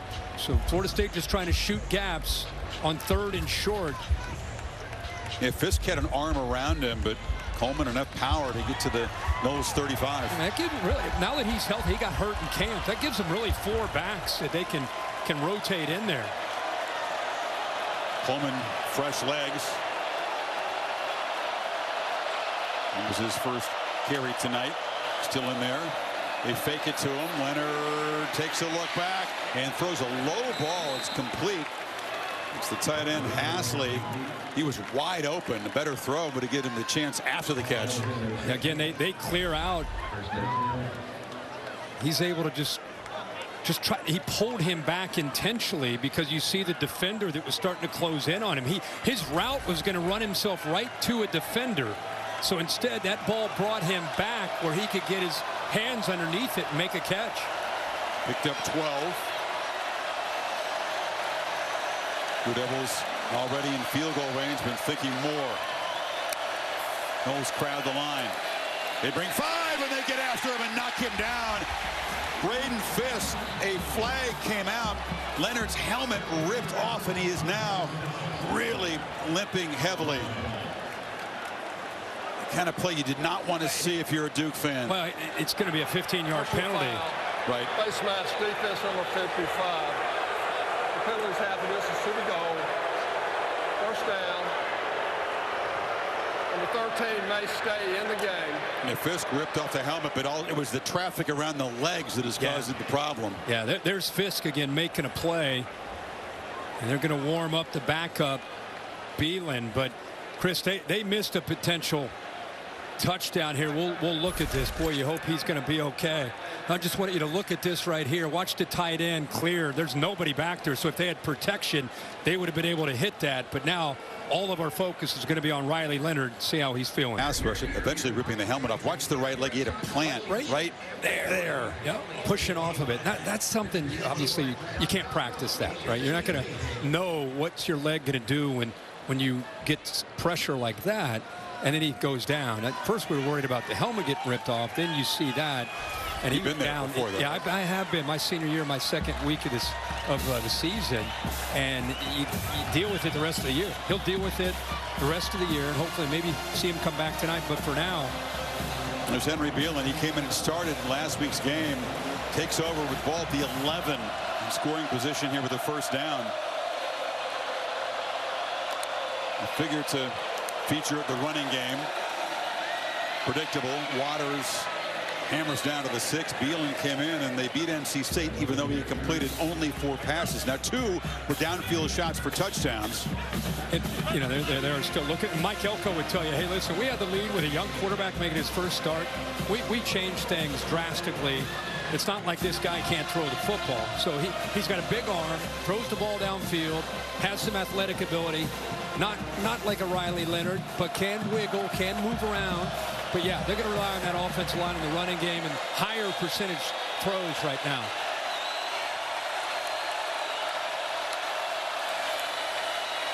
Waters again, and he's swarmed to the line of scrimmage. Jared Vance came around the corner there, and it's going to be 3rd down. So now let's go to the other side. You're Adam Fuller. All week you prepared for 2 quarterbacks. You know, you didn't know it was Riley Leonard. Well, we're going to prepare for Riley Leonard, but we're also going to have a plan if the young guy gets in there. So now you've changed gears. With 13 on the sideline, and you got a quarterback that hasn't played a whole lot. You are really going to try to confuse him. You're going to attack the running game. You're going to man up on the outside and make this quarterback beat you. What a tough situation for Beelen. First time he's played on the road. Comes in cold. 3rd and 5. Noles are showing some pressure. And a safe play is to hand it off to Waters, who works really hard. Kevin Knowles brought him down a couple yards short. It's 4th down. Yeah, this defense now, you're getting extra bodies down. There's just not even a thought of the quarterback. And even an injured Riley Leonard, you had to be aware of him. Now, you see that both their safeties walked up and then brought pressure, and immediately they didn't go to the quarterback. They came from the outside to the inside against that run game. Waters did enough to make this a makeable 4th down, and here we go. Beelen in the game, empty backfield. Jordan Waters moved to the slot, and they have to spend a timeout. We'll see if Elko keeps his backup quarterback on the field and goes for it on 4th and a long 2. Henry Beelen coming off the bench for Leonard. Mike Elko is going to go for it. Analytics says go for it here. That's an ESPN analytics. Doesn't factor in things like the backup quarterback. I was going to say that's probably with 13 in the game, but this would be an interesting call.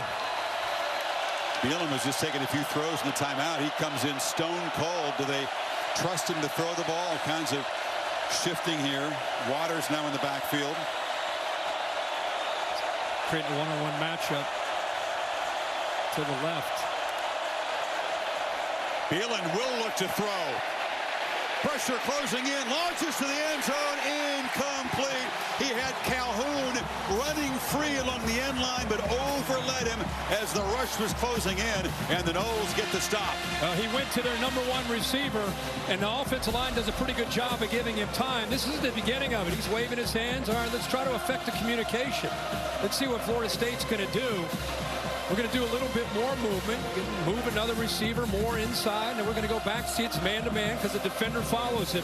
Now you're going to work all the way over from the backside. The line protects, a little bit more air, and that's maybe a touchdown. So he waited as long as he could, just didn't get quite enough air under that to give Calhoun a chance, who was running away and separating from that defender in man coverage. Yeah, Greedy Vance was a couple steps behind, but you saw Verse closing in. The Noles get a stop, down 3. Travis has to run out of his own end zone. Breaks a tackle and shows strong determination to pick up about 7. How about Peebles? I don't know if he knew the snap count. I don't know if he was in the huddle.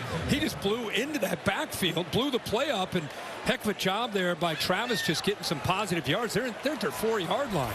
I think that's why Elko decided to go for that. The confidence he has in his own defense, putting Florida State way, way back deep in their own territory. Yeah, a lot of factors Kirk in not taking the 3. He does trust his group to keep the Noles from driving 97 yards here.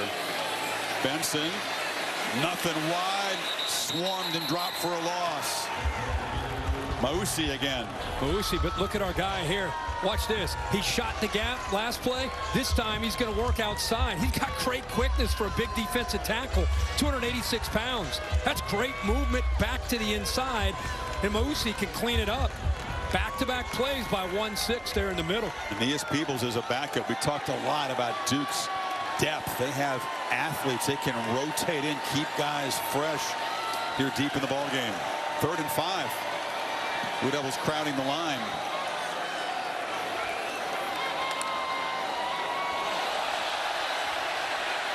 Travis delivers far side, and catch is made by Bell. Blue Devils jump but got back, so he had to be composed there, but it is a 1st down. Yeah, they gave him enough of a cushion that Travis says, I'll go out to Bell, motion him over. There's 3. See that soft cushion? Thought he would take that away on that 3rd down and short. Tighten it, make him work to get to that 1st down marker. He's trying to get the drive going here. Keeper, Travis makes a cut and slides near the marker. Big Dwayne Carter kind of whiffed on him. Yeah, here's his read right here. He collapses down. Makes it pretty simple, but Duke does that intentionally because now they're going to bring the defensive tackle out to handle the quarterback. That is a tough play to make for Dwayne Carter. That was a 1st down throw. Benson hit after about a 5-yard gain, brought down by Trey Freeman. You see the quickness that Travis has. Hasn't had a lot of space as a runner tonight as his counterpart. Tries to see if he can somehow get back in this game. Much do you love the courage? I mean, this kid won't go into the locker room. He's not going to call it a night. Travis escapes again and has to just fire it in the ground. Heavy pressure from Mausi one more time. 3rd and long now. And they're changing up their looks. Good pressure from the top there by 40. Ryan Smith. The whole pocket just collapsed. I mean, how he keeps these plays alive. But how about the push from Duke's front four? Just collapse everywhere, moving the line of scrimmage. And that's what you want to do with an athletic guy, is just kind of squeeze that pocket. And to do that, you need a push from the middle, not just off the edge. You bring in Peebles and R.J. Oben, so some fresh pass rushers on 3rd and 8. They're showing pressure, and they bring it. Travis steps up, and there's another first down catch. Akeem Williams, the young freshman, found a little space in that zone. Again, we see he starts tight and then he bails. Look, there's the first down marker. Very, very simple for Jordan Travis to go from pre-snap to post-snap, to keep his eyes right there on his main target, right in front of him on the short side of the field. Toafili makes a cut. Williams is a guy who came in a little out of shape, lost 15 pounds, needed to understand what the college football commitment was all about, but a ton of talent. He's grown up a lot. They say that number 8's one of the most improved players on this team from when he got there. Yeah, it's great to see, and it gives him a combination of 1-2 punch. Actually have a 3rd back now in the game. Rodney Hill in there. Fake it to him. Travis back pedals and fires high, and going up making a catch is Johnny Wilson. Another contested catch that was in front of Rivers, who earlier had the pick 6. They get 11 yards. Give that offensive line a lot of credit. It's a deep crosser, and how about this catch radius by the 6'7" receiver? Goes up, strong hands. Rivers is trailing him there in man coverage, and he comes down with it. He came down on the receiver, and Wilson is on the field, attended to by the athletic trainers. Jordan Travis composed, coming up with some clutch completions here, and that one moved the ball into Duke territory at the 44, final minute of the 3rd quarter. Chance to check in with Kevin Negandhi for an update. Chris, time now for a Chick-fil-A move on the field in Chapel Hill. A stunner, number 10 North Carolina, 24-point favorites. They go down to 1-5 Virginia. James Jackson picking off Drake May, 31-27 the final. Virginia's first ever top 10 road win. What a night, what a win for Tony Elliott. Back to you guys. Oh, wow. Wow. That is indeed a shocker. Leaves Florida safe for the moment. The only undefeated team in the conference. Wilson eventually gets to his feet. He's a guy that missed a game a couple weeks ago, came back healthy tonight, has been a big part of the game plan. Let's keep an eye on the knee here. Again, tremendous. Oh, he comes down, all his weight, momentum. And that left leg. Yeah, but able to hold on to the football. But what a great matchup between these talented receivers of Wilson and Coleman, and even these tight ends against this secondary. Longest completion they've had a ball in the air today is 15 yards. Duke continues to just prevent downfield completions, allowing just 1 this year. Pop pass, Bell around the corner. Barrels forward. That's a nice first down gain inside the 40. You know, that jet sweep look usually goes to an undersized receiver that you just want to get out in space.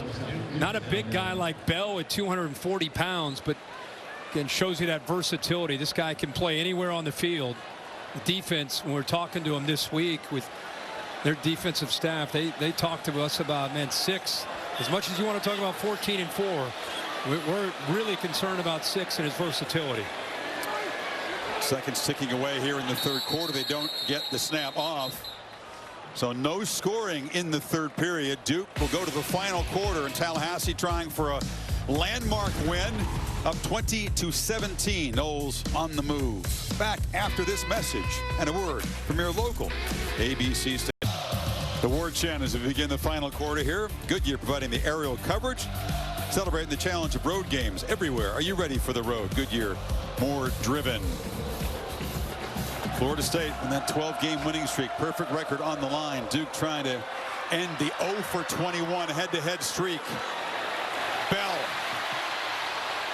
hesitated, cut back, and now just drives near the marker. He didn't take the short way home, but he got there.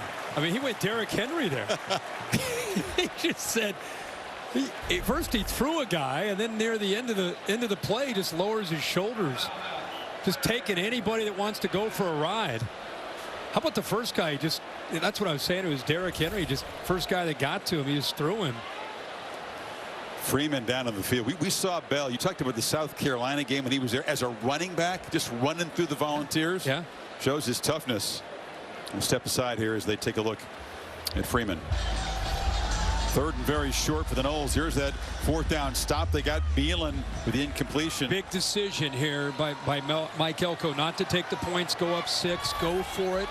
And we're on the drive after that where Florida State started their own 4. And they'll keep the drive going because Bell makes the catch on the edge, and he'll pick up sufficient yardage to the 30. Now they're getting the ball into the hands of 6 here in this second half in a variety of different ways. We saw a jet sweep, see him not catching the ball to the backfield. We're seeing him catching the ball in his traditional tight end spot. A lot of different spots that they have moved him around, and that's become a big emphasis. And of course, with Johnny Wilson out, becomes even bigger. Expected heavy usage from the tight end. Bell averages about 2 catches a game coming in, 8 tonight. Travis keeps it, gets around the edge. Bunch of blocks downfield. Benson and others helping out the quarterback, and that's his best run of the night by far. Set up near the 10. He's reading right here, and there's a little indecision with Jordan Travis right here. Look at the back. He looks like he wants to keep it and pull it. He decides to keep it himself and just barely is able to work around Nelson. But I thought there was a little bit of Trey Benson saying, I'll take that ball, and luckily the quarterback took control with the strength of his hands and took that ball away from the running back. Picked up 20. First and goal. Noles trying to reclaim the lead here. Late substitution by Duke. They made a personnel change. Play clock was at 1. Travis, all kinds of time, looks for the end zone. Incomplete. No flag, or is there one? Came in late. Blades was grabbing onto Kentron Portier in the end zone. Thought maybe he had gotten away with it. The flag did come out late. He was in no man's land. Man coverage with his back completely turned from the quarterback.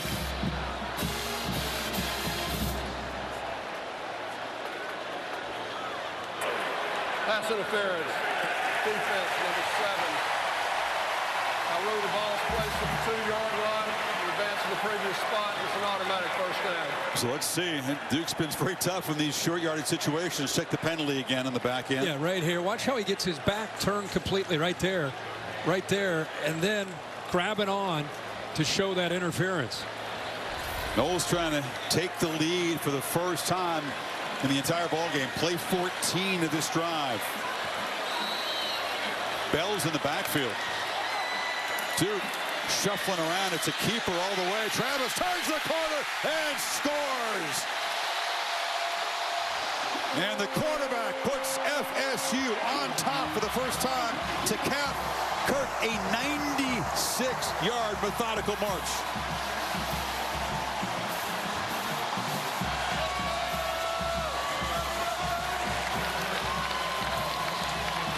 Why not get behind Bell? He's been running the football. He's been catching the football. And this time he leads Travis around the corner.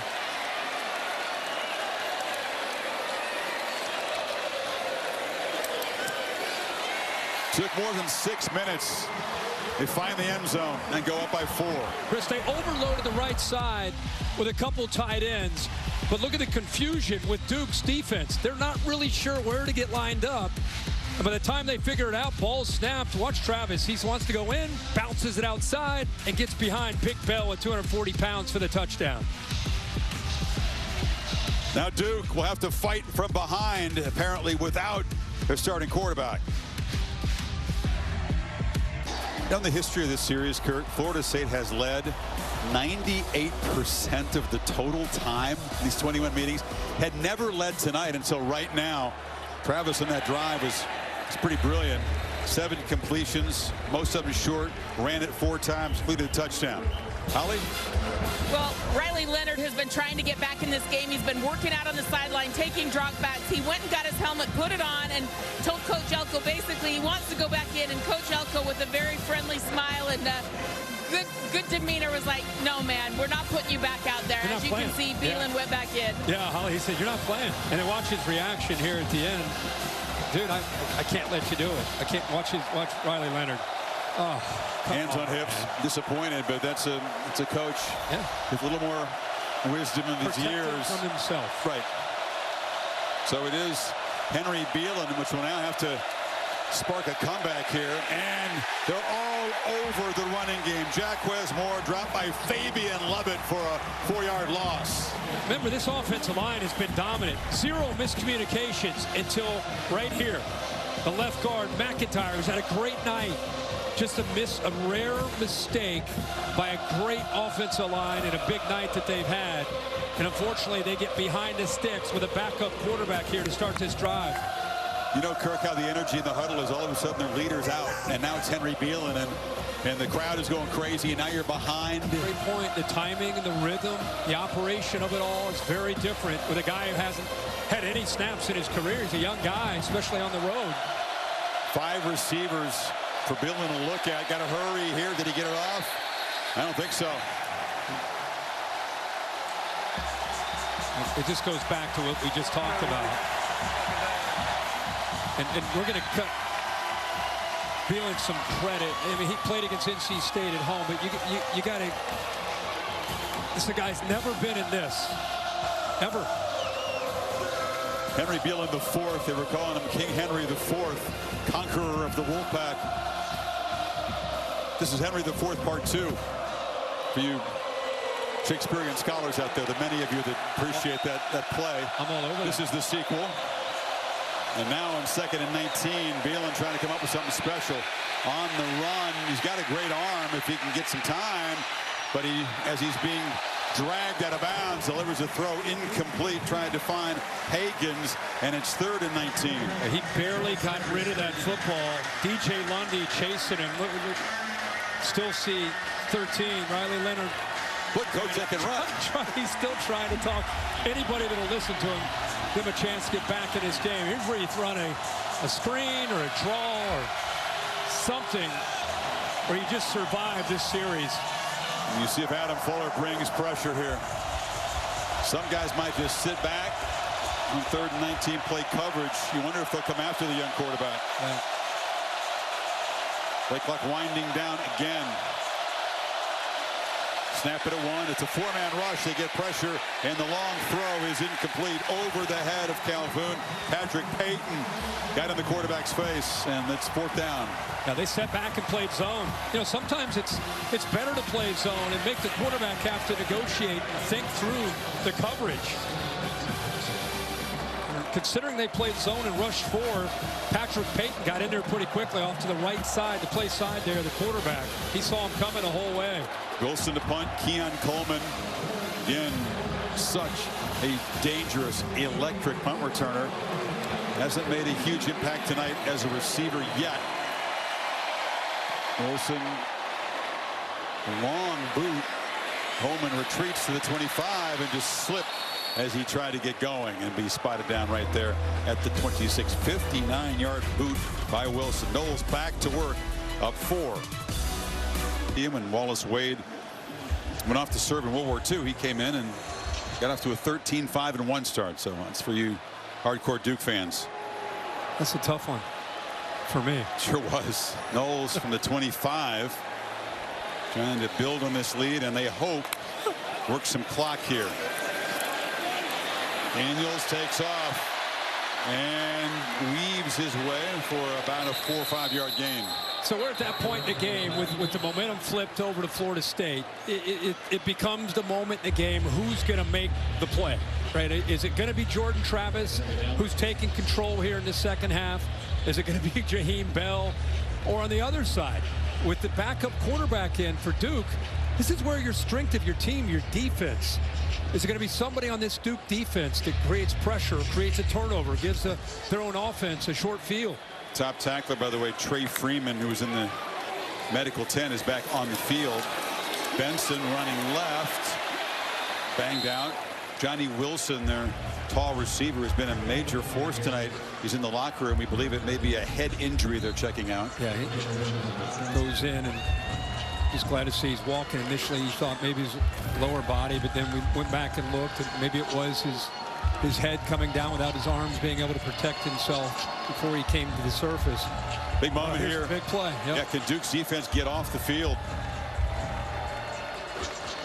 Daniels needs about 5.5 yards. I'll tell you, the guy to watch, I think he's been having a pretty effective night rushing a quarterback. Will be 94, Oben off the edge. Bell is split far to the right. Daniels was looking that direction. Now throws down the seam, and Coleman comes up with it.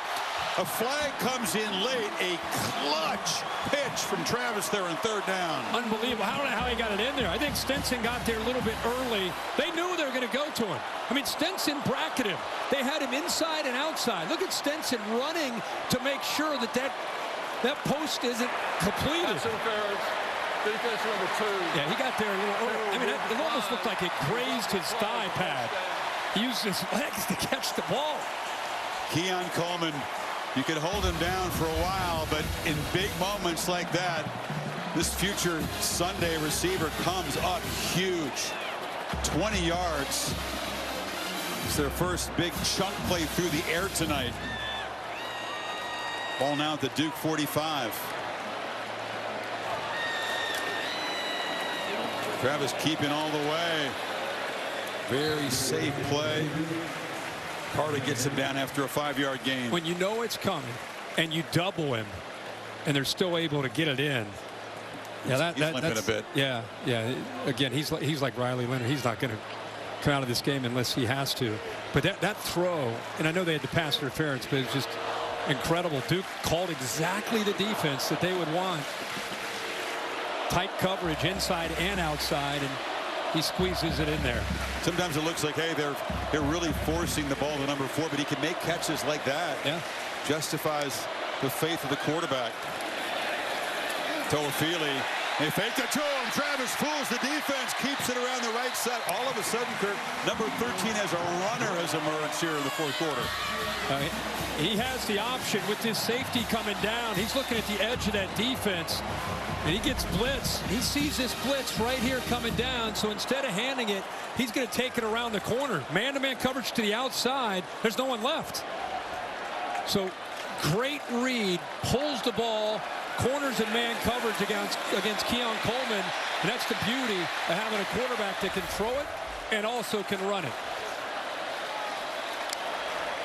So many ways to hurt a defense, this offense. Travis from the pocket has lots of time. Far side throw is incomplete.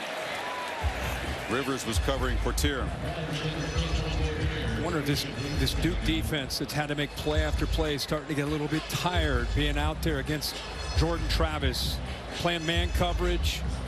Santucci, the defensive coordinator, Mike Elko, they're dialing up more pressure. Now that we're here at a 4-point game, 8.5 minutes to go, plus territory, instead of just relying on that front, they're starting to, you're seeing the safeties come down, corners on islands. They got to roll the dice a little bit and try to get some more pressure on 1-3. Coleman comes in motion. Travis retreats. It's a screen. Toafili, touchdown!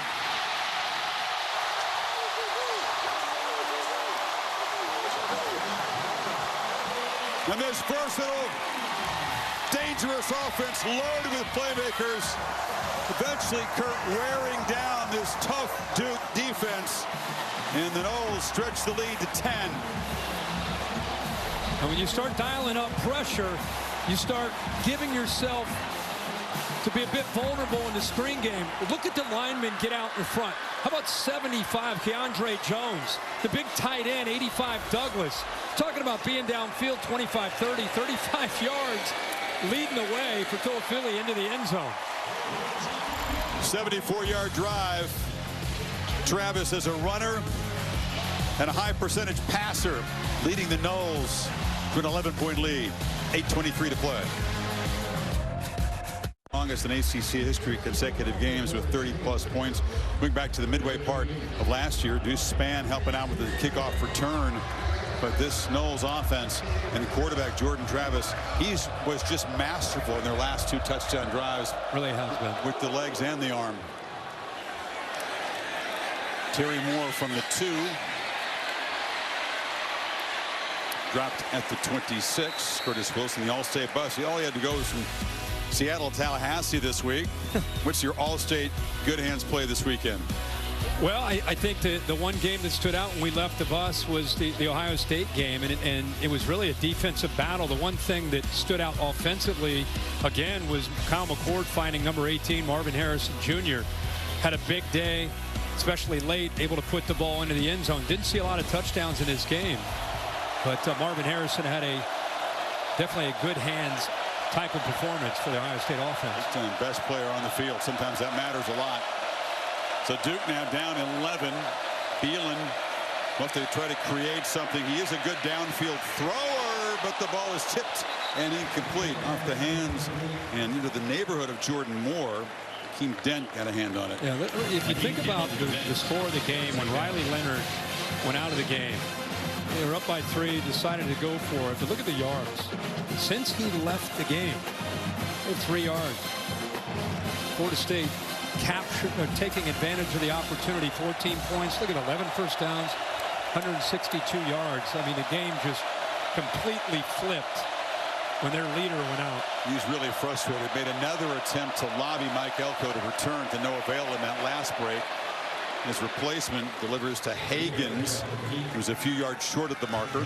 Just want to reiterate again that with Beelan in the game, this is not a reflection on who he is as a quarterback or who he's going to be. This is just a young man that's the backup doing the best he can as a redshirt freshman out of New York, went to Cardinal Hayes High School, who's never played a game on the road. And you know, like any quarterback, you're learning as you go. He's got a lot of talent, but you're talking about one of the best quarterbacks in the country. And Riley Leonard, when he goes out, there's going to obviously be a big drop-off. Try to run for it and drop for a loss as Jaquez Moore. Tatum, Bethune anticipated the tailback was going to get the football, and he wasn't having it. And now it's 4th down. They don't even know a quarterback's on the field. They are all about taking the numbers to that running back. How about trying to play with tempo with the young quarterback in there, trying to throw for it, and it's broken up. Reaching back was Renardo Green, and the Noles get a stop, and they are closing in on a 22nd consecutive victory over Duke. Yeah, I think they went tempo just to try to potentially get Florida State out of position, but the Noles were locked in, and not only does he do that, but he goes against their best corner, with his 3rd receiver. He went to Renardo Green, who was in tight coverage, man-to-man, got his left hand on the ball that was thrown a bit behind anyway. Green, a really solid season. You're right. He's tried a lot. He's actually the most targeted corner on this team, but just a great job at breaking up passes. There's an interception on this season. Travis trying to just put the dagger in, taking over at the 32. Hill. Blue Devils trying to rip at that football. Mosi got him down after about a 4-yard gain. Yeah, I'm going to go back to that decision that Duke had when they had their backup quarterback in, and they had a 4th down play. And I think he's going to get questioned by the media, I'm sure, after the game and even on Monday about, you know, why didn't you kick the field goal and go up 26-20? Instead, he decided to go for it with his backup quarterback and came close to executing, didn't work out, and trusted his defense. Gave the ball to Florida State at their own 4-yard line, and that's really where the game flipped. They went 96 yards, put a touchdown on the board, crowd got back into the game, all the momentum got behind Florida State, and they're going to, a lot of people will probably second guess that decision. Hill driving forward with a lot of help from those guarded offensive linemen, and they push the pile down inside the red zone for a 1st down. This is where it takes a toll on it. You know, it's not so much that Florida State has run a bunch of plays. It's just the way this game has gone. This Duke defensive line and these linebackers have played well. They've also been out on that field a lot tonight, trying to step up and make plays. And you start getting mentally fatigued and physically worn down with under 6 minutes to go in this game, and the game, again, the way the game is switched around, start to see poor tackling. This is a challenge for any team that plays Florida State, dealing with this offense. That's Keziah Holmes that I touched on earlier. He just points out the number of guys who can contribute as playmakers. Keon Coleman's had 2 chunk plays tonight, but only the 2 catches. Wilson was a big part earlier. He left the game. You've got Benson. Benson's had a quiet night, but Toafili steps up. Yeah. Holmes steps up. Now Hill. Bell's had a big night. An embarrassment of riches. Yeah. Boy, how things have changed in Tallahassee over the last 3 years with Mike Norvell at the helm as a head coach, and recruiting, bringing in players from the portal, having a quarterback to build all of it around, and Jordan Travis. And staying fresh by bringing in a lot of different backs. Holmes gets the first down. Yeah. They certainly have changed from the recent history, but it's changed back to the way it was here. Right at the great Bobby Bowden. Oh, yeah. Think about the level of quarterback play at this school. You know, Travis broke the all-time total offense record here at Florida State with his running and passing tonight. He's played 5 seasons here, but the level of quarterback play, the skill position, the running backs over the years, and now it's getting back to that way of going. 80s, 90s, early part of the 2000s, that they were the bar in the sport. I mean, they were as consistent a brand as we've seen. Haven't been the bar in this conference. No. Until now. Hill just bursts through a beaten down Duke defense, and the Noles pouring it on, and they are going to be standing alone atop the ACC standings as the only undefeated team. I'll tell you the thing that's going to stand out if you're going to play this Florida State team is you better play them for 60 minutes. You think you get up on them early and you're feeling good about yourself. We've seen 3 examples at least this year. Against LSU, where they were challenged, Clemson on the road, and then again tonight getting down 10-0, and they just keep battling. 3 touchdowns, Kirk, in the 3rd quarter. This is short drive after the desperation 4th down attempt failed. Here's your AT&T 5G clicker. We're going to look at this offensive line against that fatigue defense. The left tackle is Darius Washington, and he's able to engage there initially. Boom. Helps the tight end get in position, and then he climbs up to that 2nd level. And that's outstanding. This offensive line, they got experience and they've got depth. They play 7, sometimes 8 guys. Again, if you're going to have a good offense, it's great to have a great quarterback and all that skill. But what's different about Florida State to me is they haven't had an offensive line like this since maybe going back to the Bobby Bowden era. It's been a long time. Good point. They were getting knocked backwards, though, early in this game, eventually just kind of wearing down Duke. And again, they're going to be favorites the rest of the way. The ESPN analytics says that Miami comes in here in a couple weeks. That's the most dangerous game. It was a potential collision with Carolina, and the ACC championship game could still happen, but the Tar Heels now have a loss. In a rivalry game, they go to Florida. Sure. You know, I mean, and Florida's kind of regrouped. You know, they go to Wake, they go to Pitt, they got Miami at home. I mean, like you say, they're going to be heavily favored in every game that they play.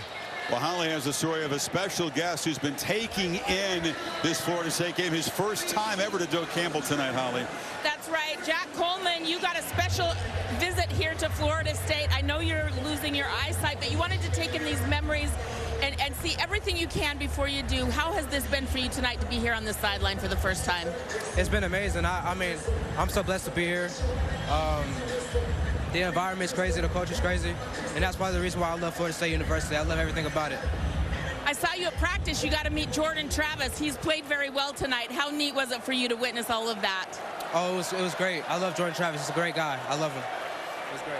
Thank you so much. And Dad Henry is here. He's telling him what's going on as things happen. And, you know, Jack had a brain tumor that removing it saved his life, but it has impaired his eyesight. Is going to continually get worse. So he's just so grateful that he can be here and see what he can see now and create these memories forever. Yeah, he's got a strong faith. We had a visit with him in the bus before the game. Tremendous positive outlook. And he was so excited. He's an understated guy, but to be a part of this energy tonight and to kind of feel it as well as see it. Special night. Never been to a game here. And it was fun. I really appreciate him stopping by the bus and having a chance to spend some time with him. His perspective on life just blows you away for what he's faced and what he continues to face. The embodiment of resilience. We talked about resilience and grit and determination, qualities that Mike Norvell strongly believes this football team has, and it wasn't pretty. They found themselves twice down double digits. Things were not going well at all. Mr. Coleman knew it, but they prevailed. They did. And you move to 7-0, and we just talked about the remaining schedule. Now it comes, how do you handle the pats on the back, and how do you, oh, you're going to kill that team, or you're going to kill that team. That becomes the next phase of trying to make this a magical season all the way to the finish line. It's tough to do. And off to Coleman. He breaks free out near midfield. Noles will hit the road for the next two and perhaps take part in ball games where they have to bring their own energy and sort of meet their own standard. It's Wake Forest and Pittsburgh are the next two games. We talked about the game. Look at that. November 11th at home against Miami. Look how heavily favored they're going to be expected to be. And two of those are rivalry games where you just throw out the you never know what's going to happen in the Miami FSU game and going to Gainesville, right? Here's the thing, too. Noles fans don't want to think about this, but right now there's a whole bunch of undefeated teams. Still two in the Big Ten. Yeah. You've got Oklahoma, of course, which survived today. Got Washington's undefeated. So it is not a guarantee that all of these Power 5 undefeated teams will get playoff spots. It could be an odd team out. Let me give you an example. Long way to go. Let's just real quick, let's just say they win out. And let's say Ohio State, Michigan winner is undefeated. And then you have, let's say Georgia wins out. Yep. And then you have, let's say Washington's going to win out. Let's say Texas, Oklahoma winner. I mean, that's somebody's going to be left out. No doubt. The committee's going to have fun with that if that ends up happening. That is complete chaos. FSU would have a road win against Clemson, a couple of wins against SEC teams if, in fact, they are sitting there undefeated. That LSU game could be huge for them. The willingness to play that in a non-conference. A first down run by Coleman. Chick-fil-A bringing you this week's college football rankings. Actually, this is if the contenders go undefeated. Excuse me. And the Big Ten, a 100% chance. Oklahoma, even 100%. Georgia. Is this your playoff? What is it? Oh, it's All-State playoff. Not mine. No, mine. I'm just wondering who this. I don't. You're an analytics guy. I just thought maybe you threw this together. Florida State. Nothing to do with it. Noles fans, we have nothing. I know nothing to do with that 43%. That LSU win, to me, just keep that in your back pocket. Keep that in your back pocket.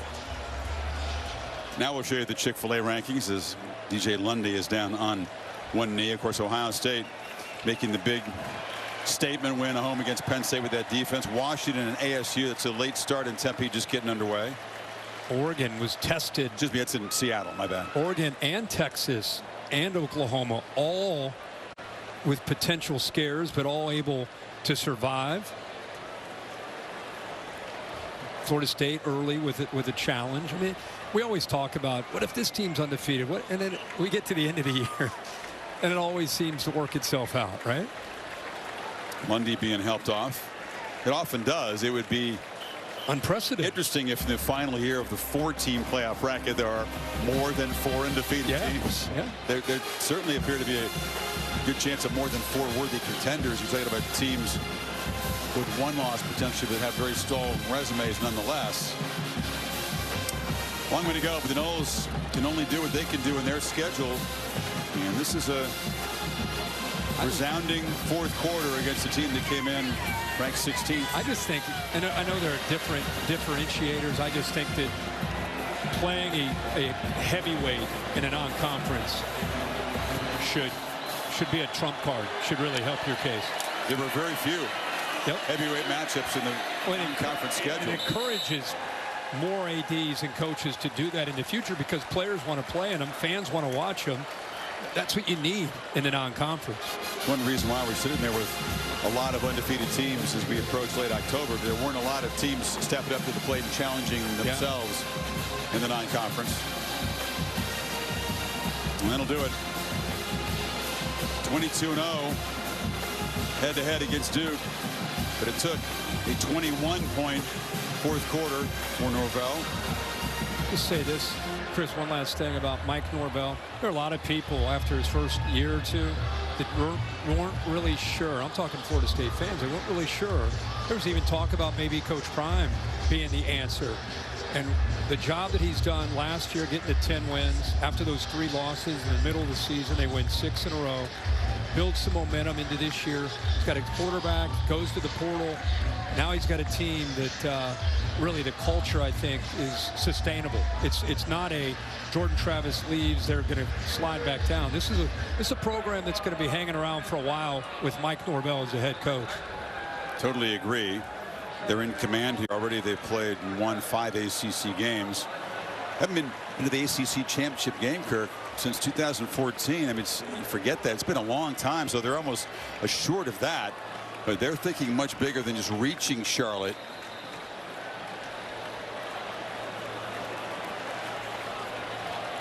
I thought North Carolina was kind of sneaking around on that back burner. No one talking about them, no one thinking about them. And then they lose tonight to Virginia. Jordan Travis finishes with 268 passing and a couple of touchdowns. Ran for a touchdown along with 62 yards. Riley Leonard tried. When he left, his team was up.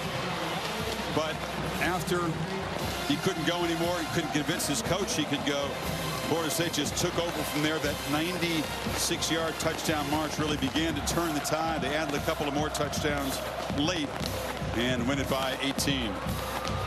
I think Jaheim Bell is just telling him, hey, man, really respect you. Appreciate what you did tonight. That's a nice gesture right there by 6.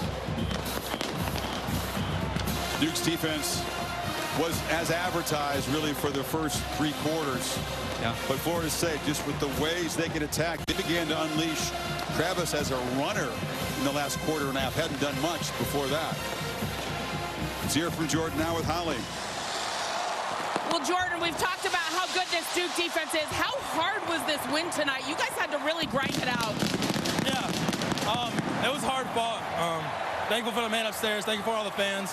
Make it a lot easier for us. The offensive line came up big at the end of the game. That's what it comes down to. We know we're going to have to chip away. That's a really good Duke football team. No matter what anybody says, that's a great Duke football team. Defense plays really hard, but we stepped up when we needed to, and we came out with the win. You talked about the O-line, but where did you feel like you finally started to get some momentum so you could change that score? Honestly, just chipping away, doing what we do. Like I said, we knew it was going to be a hard-fought game. It was going to break at some point. I mean, that one drive, the big long drive was probably the biggest drive of the game. And then we got Deuce that set that big. Deuce, I'm so proud of him. That's a guy that keeps his head in it all the time. He doesn't always have the opportunities on the offensive side of the ball, but when he gets in, he makes the most of them. So I'm so happy for him. Defense came up big today, so I'm very thankful. You made your way all the way across the field to go say hello to somebody. Who are you chatting with? Riley Leonard. I mean, I met him at the Manning Passing Academy. Just a great person. Before a player, he's a great player, but he's a great person. I'm so thankful I met him there, and we're able to keep that relationship. I root for him every single day, and I'm praying for him to get healthy. Thank you so much, Jordan. Thank you. Appreciate you. Man, respect and empathy for opponents. You heard the credit for his teammates. A lot of faith in himself, a lot of faith, period. Jordan Travis, talked about great people. There's one right there. Gosh. Again, man, last week we had Michael Penix down there talking to Holly, and we were in Seattle, and we were both watching the interviews saying, man, how great is the sport, and guys like this. And then again, Jordan Travis, just what a class act and a great representation of the sport. Played well, turned the game around in the second half with his legs and his arm. And we all want to just say to Riley Leonard, man, everything you went through in that Notre Dame game, we were fearful that you were done for the year and hoping you were going to be okay. The fact that you gave it an effort tonight to play, tremendous. Duke football continues to make strides. They had the lead late against Notre Dame, had the lead after 3 here against Florida State. But Jordan Travis and the Noles roar back with a 21-point fourth quarter to get the win streak to 13. And they are the only undefeated team left in the ACC after Carolina's loss tonight. Homecoming in Tallahassee. Hope you enjoyed it. Bill Bonnell produced the game. Jimmy Platt directed it. We appreciate our entire crew that helped bring you these nice pictures from Doak Campbell Stadium. For Holly and Kirk, Bill Lamagna, Chris Fowler saying so long, except for the West Coast. Stay tuned for your local news from most of these